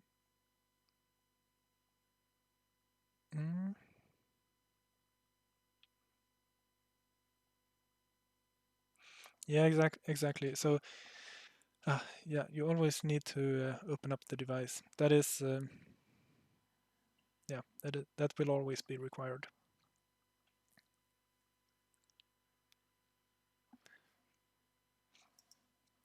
But yeah, developing the actual emulator, you can do that like offline, so to say, on your computer, and then run it on the device. Just make sure that you don't use too much memory and stuff like that, and always keep profiling and see that you're meeting the timings and so on. But yeah, you can definitely do some development on your PC and not only on the hardware. But once you start pushing the hardware to its limits, then yeah, you should definitely run on the device. Okay, so let's try to understand the issue at hand. So there could be two different types of issues here. So it's definitely data cache related. So I mean, one thing we can just as a test, we just disable the data cache just to look at how it looks. So let's have a look at that.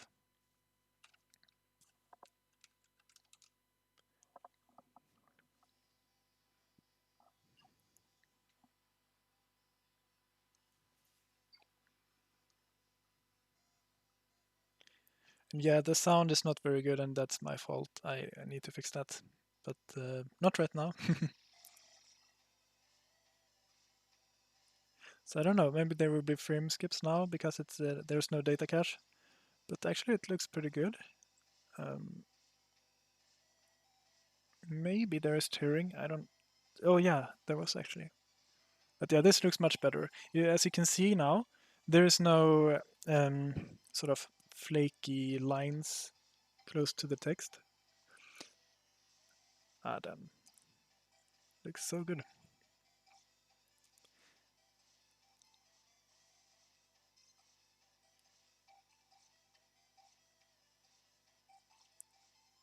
So again, I think there is some tearing, but let me check. No, actually, there is no tearing in reality.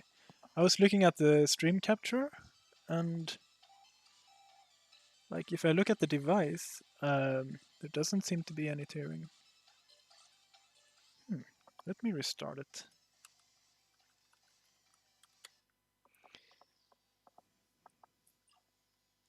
I can mute it in case you think it's annoying.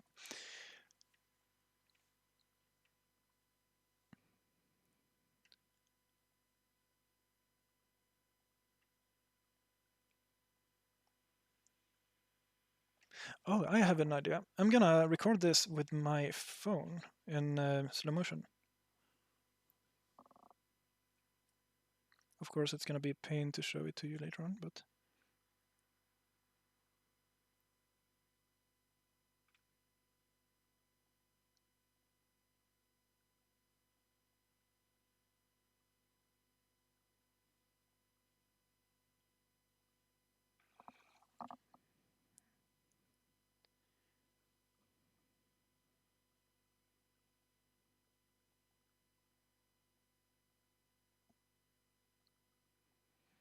I can't really see any tearing actually. Yeah. No, there is no tearing. Nice. So I'm gonna commit this. Or actually I'm gonna keep that on. But yeah, so what we need to do is we need to disable data cache, and the way we do that is by using STM32CubeMX, or we can actually not do that and use it in the code. And the MPU, memory protection unit. Yeah, so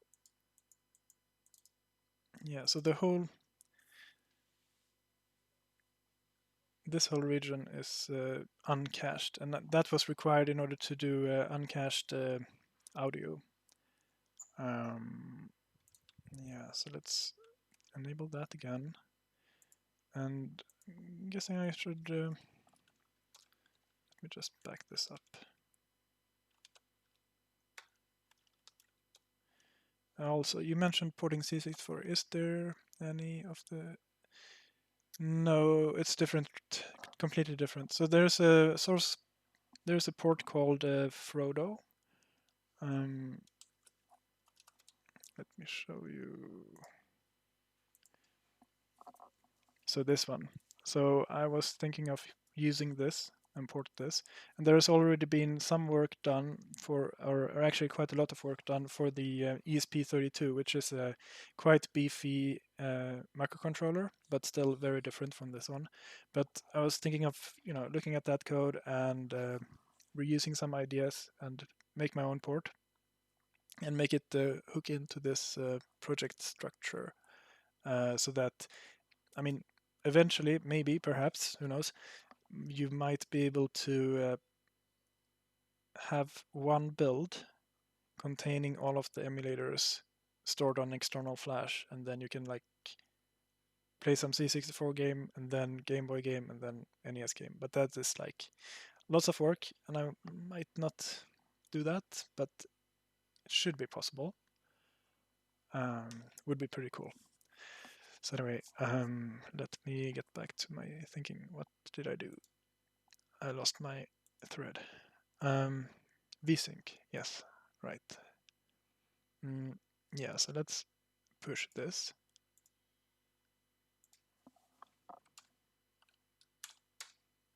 And say, yes, we did VSync.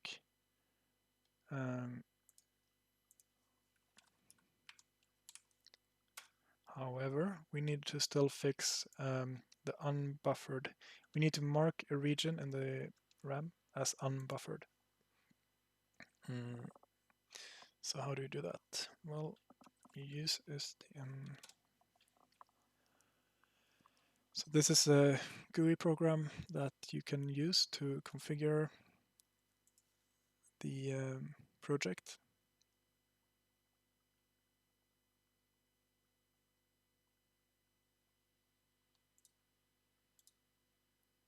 I'm going to add a new region, and the base address will be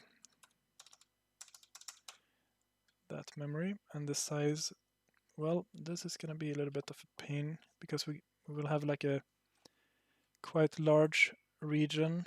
Actually, this is going to be quite bad. I'm gonna need to make all of that memory unbuffered. I don't like that. I don't like that. No, there's no, I mean, maybe, but I have not looked into it in detail. Micro SD card. So maybe someone will build something to handle micro SD cards, perhaps, but I have not. So that's up to someone else to do.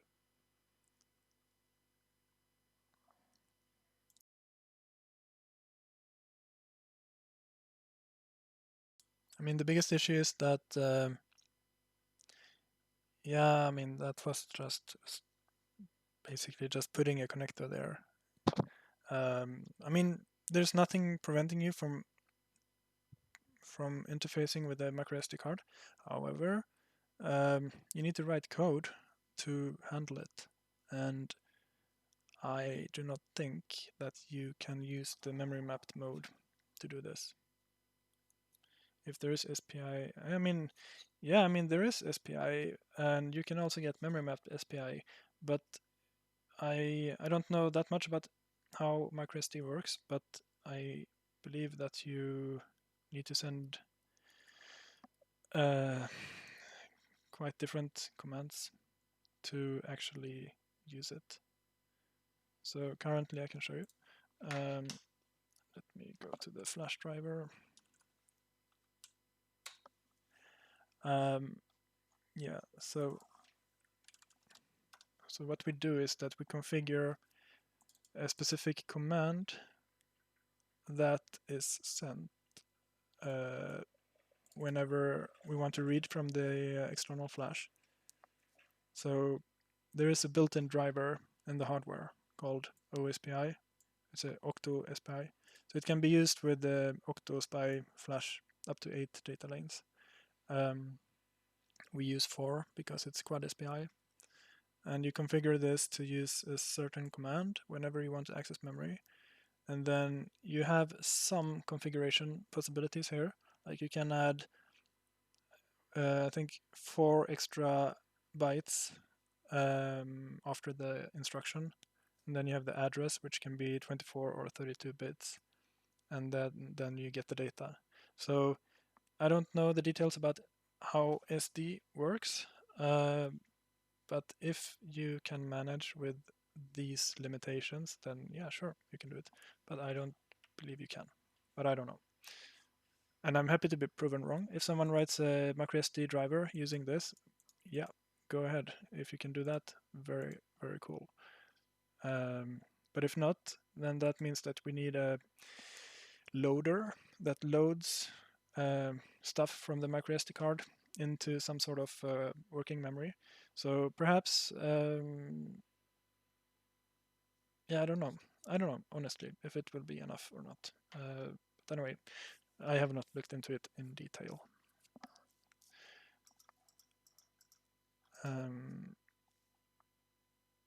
Yeah, okay. So the question is if we want to disable the data cache or if we can flush the cache. So there was actually this very helpful, was it this? No. I'm gonna need a few seconds to dig up an article.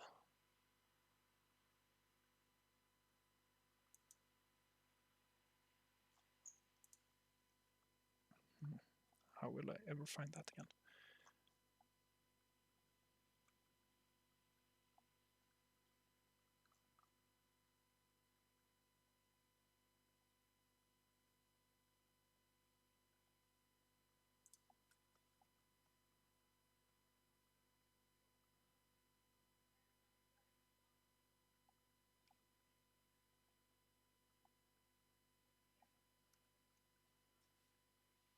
Ah, I found it.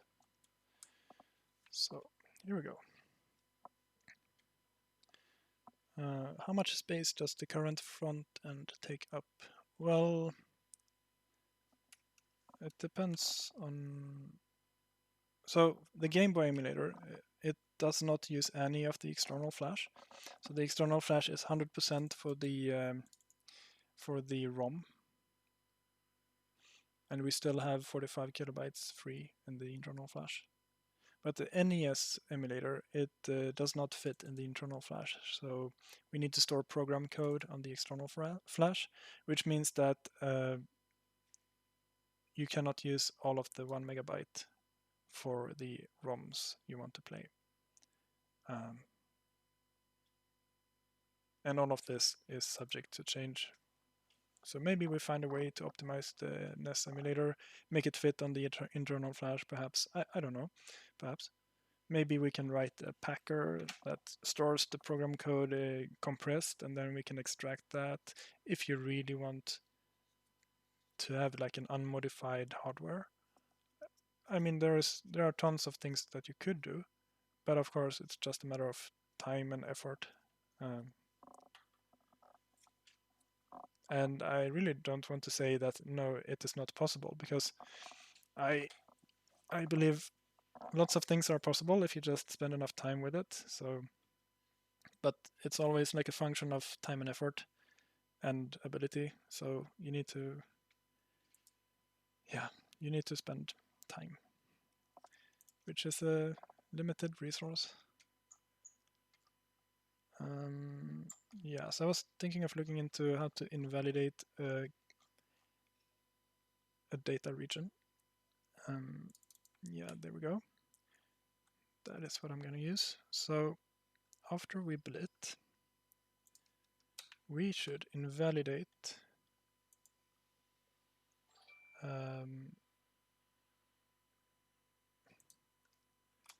all of the frame buffer.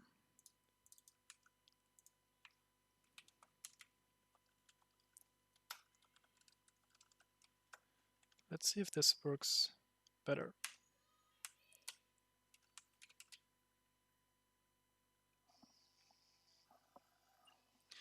Oh, sorry, let me switch camera. Okay, this looks broken. No, okay, it's... What is this black thing? That was not there before. It looks like something definitely changed, but it looks a little bit more broken than before, I guess. It's kind of interesting glitch. Oh yeah, you saw those lines. It's definitely... The data cache is...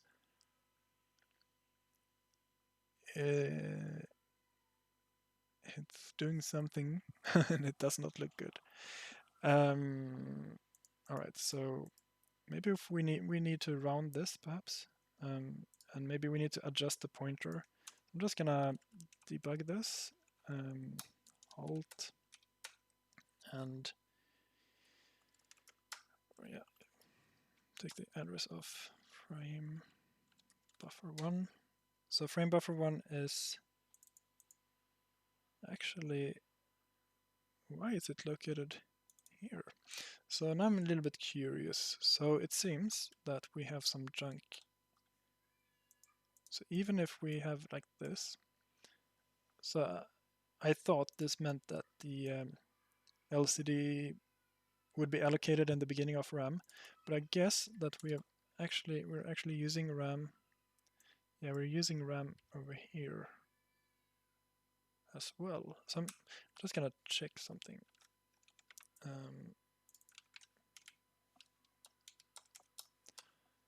So frame buffer 2 is actually located in the beginning. Okay. Okay. So let's... I guess... I see. So I'm guessing the frame buffers have to be aligned, perhaps. So I'm just gonna do some test here. Let's just always invalidate frame buffer 2 and see if that looks better.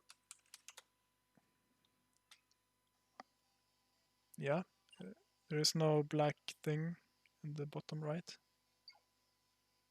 So let's see what happens. Yeah, there is some junk, but is that only happening like every second frame?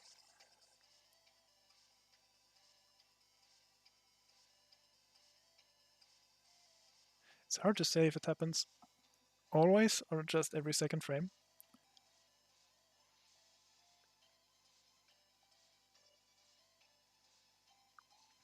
But yeah, it still looks like crap.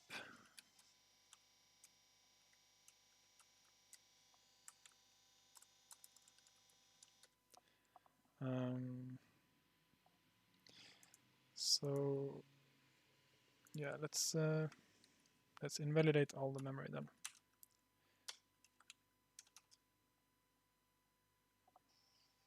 Okay, now it starts to look bad again. what does this actually do? Does it round the address?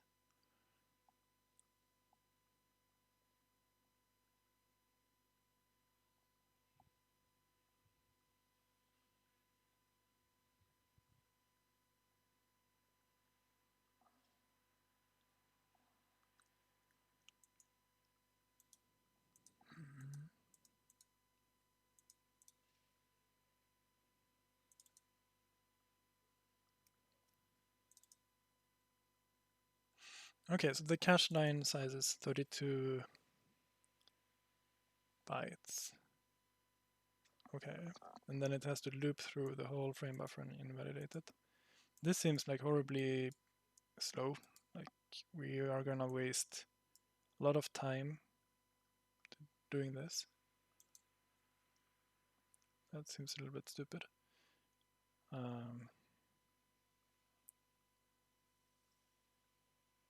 But I guess we can, if we skip the flipping and just stay with one frame buffer,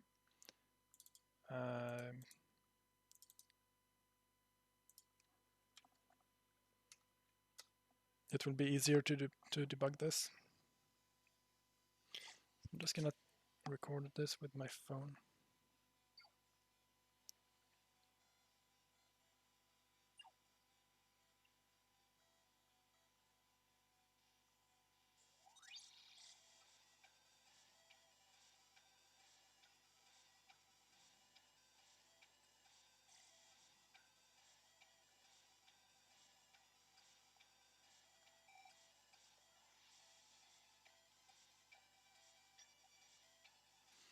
Okay.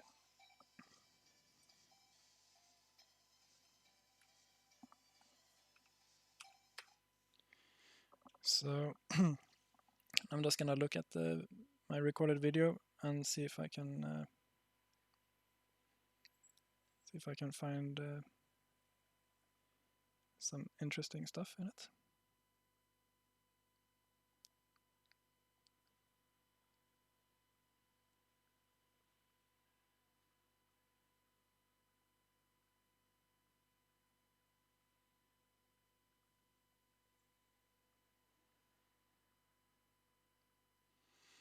Yeah, I mean, it's definitely some data cache issue.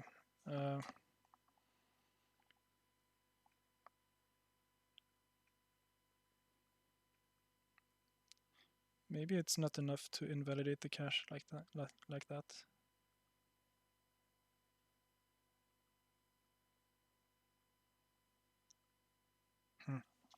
Yeah, I don't know. Let's see.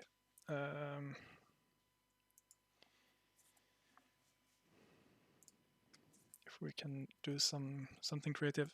So again, we have 320 by 240 by 2 by 2. And this is 300 kilobytes, which is a shame. That means that we either can do 256 or 512 bytes of uncached memory, because that's how it works. So yeah, let's just say we want 512 kilobytes of uncached memory. And yeah, these are the settings. They look fine. So we say save and generate and see what happens.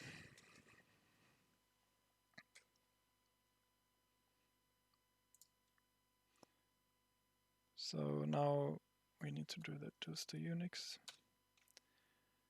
Okay, it actually didn't change that much, which is great.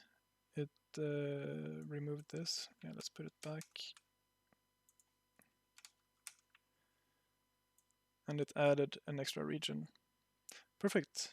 This is great. Now let's build it and look at it. So I'm gonna... Oh, it doesn't even start. Crap.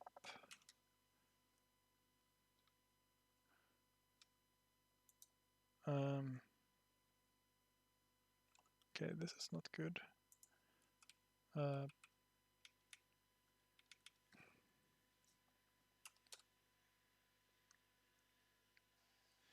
Okay, so for some reason I am not. Oh, I forgot one very important thing.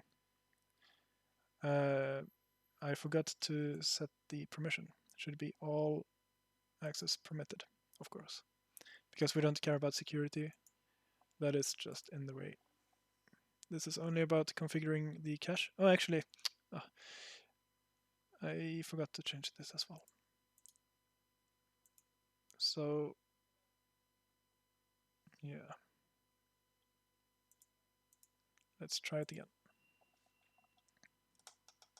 So the reason why I'm using the GUI for this is so I can, so we can keep the project file in a good shape. So let's do this again. Oh, actually, I need to revert this quite important line,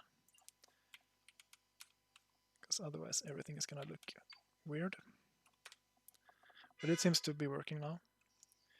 So now we have half a meg of uncached memory on the external, or on the AHB RAM, and it loads. Question is, does it look good? It looks better, I think. Let's see if I can manage to record this.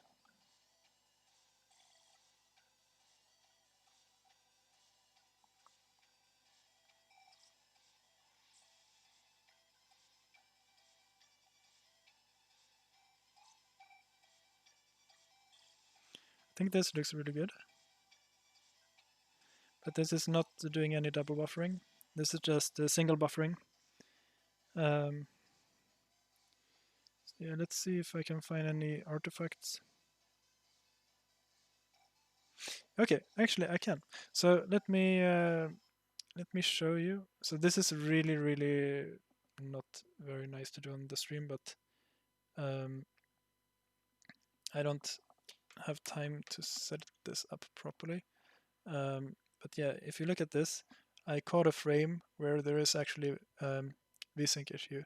So the lines above this spot is an old frame, and below is the new frame. So this is, in case you're not aware, this is how VSync issues look. I'd say it's better. The horizontal lines seem to have reduced. Yeah, definitely. So the multiple horizontal lines that you saw before, those are caused by the cache, because you have, yeah, I can't really explain why, but it's because the cache contains. I honestly don't know exactly why it happens, but I just know that it does happen. So we still have a VSync problem, and let's fix that. So I'm just gonna, I can switch back, and then we can do like this, and we can do like that. So what I'm doing now is that I am, oh, actually we don't want to do that. So I'm swapping the active buffer, and I am selecting the buffer here, and I'm writing to it here. And then when it's done, we swap. So let's try that and see if that looks better. I'm gonna prepare my phone and see if I can do a slow-mo capture of this.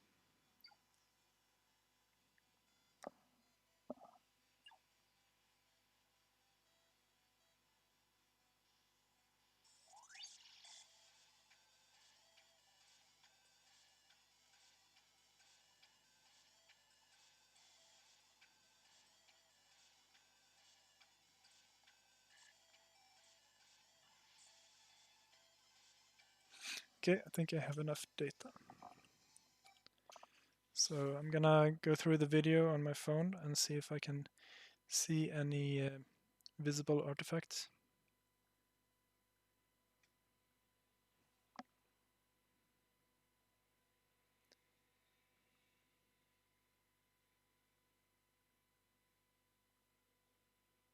And I can actually.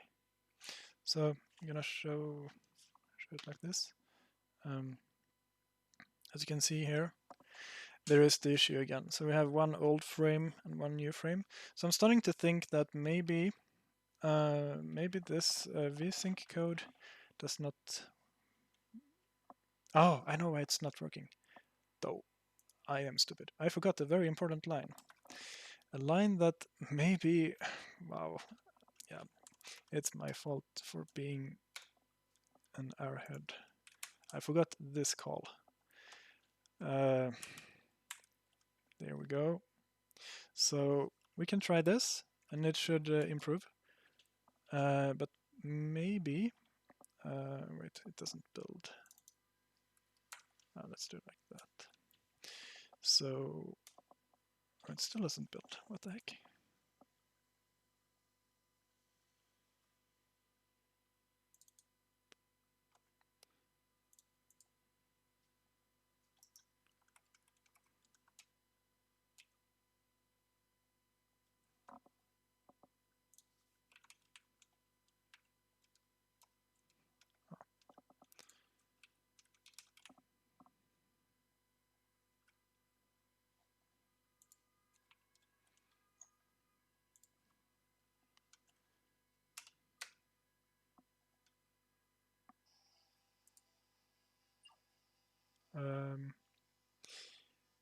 Okay, this looks interesting.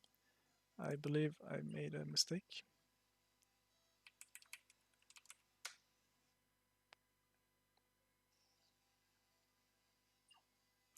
Okay, you cannot see this on the stream, but in reality it blinks with the 60 hertz and it looks absolutely horrendous. So I know why. Because I haven't cleaned the frame buffer.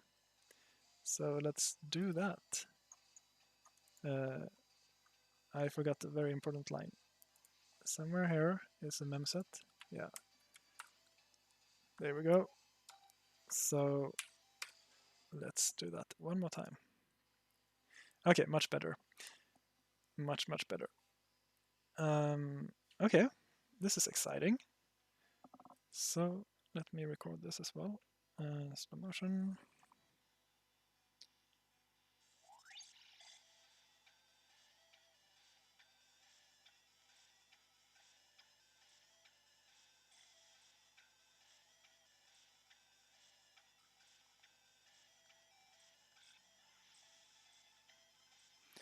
Okay, now I have enough data. How did you learn this hacking? Well, I'm happy to talk about that, but not right now. It's a long journey of spending many hours doing many things.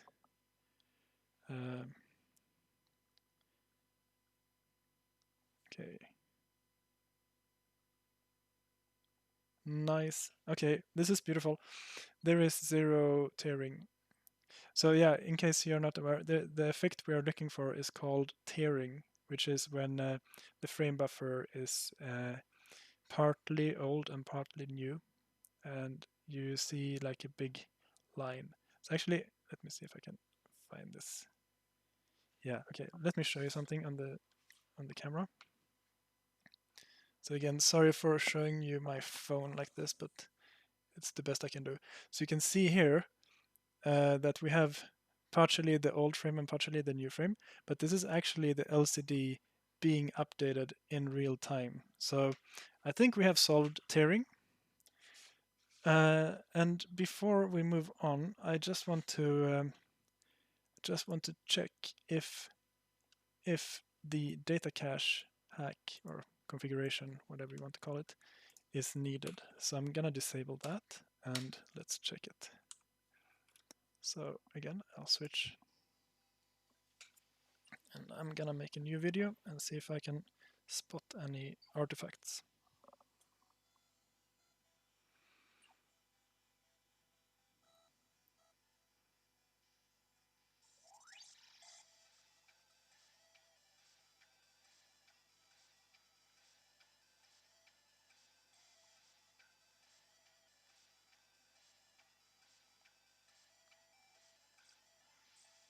Yeah, I don't need a camera for this. You can clearly see the issue. So this is what happens when you have data cache problems. Thanks for the follow.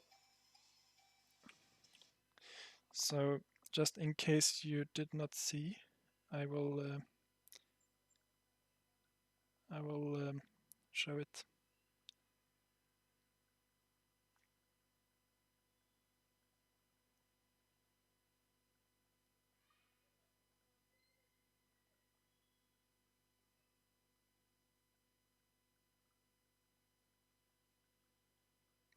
Yeah, here you can see it clearly.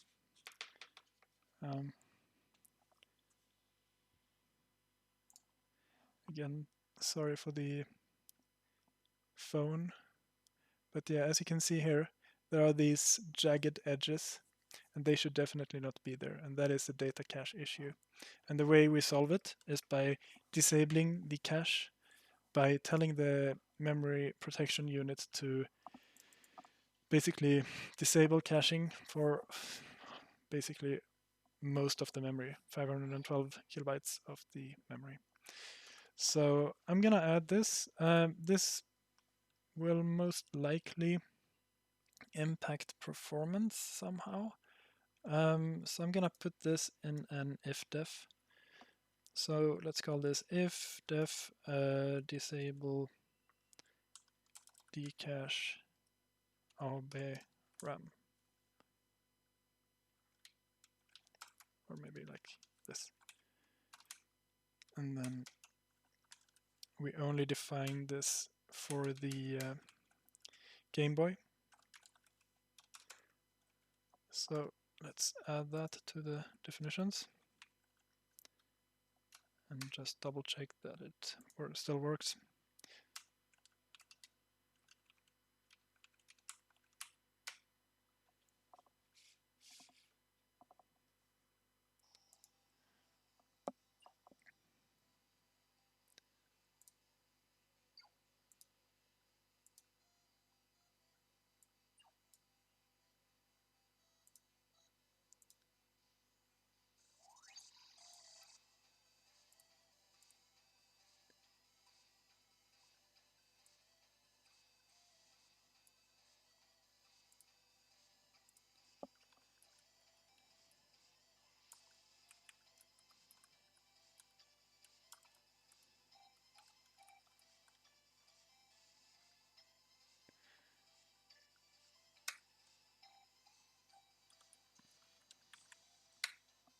All right, and it's pushed.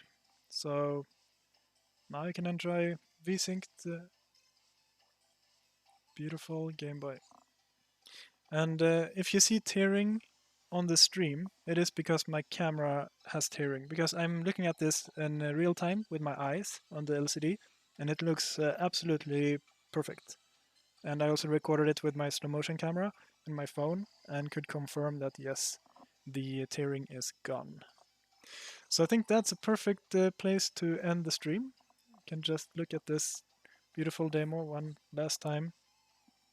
It looks so nice, and I'm so impressed with the quality, the speed, and the effects. And here we even have 3D. Like, come on, holy shit! So yeah, thanks for staying through the whole stream.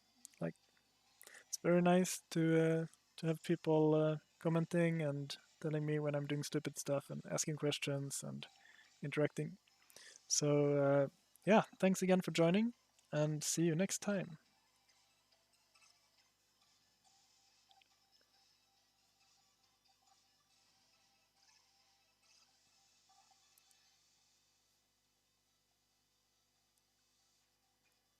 I'm glad you liked it.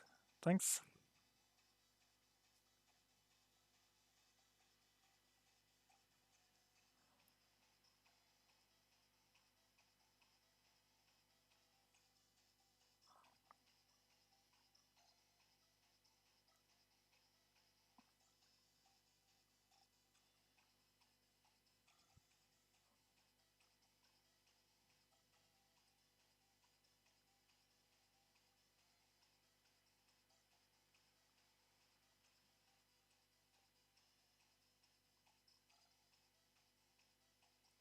Yeah, now you can watch this demo on your Game & Watch.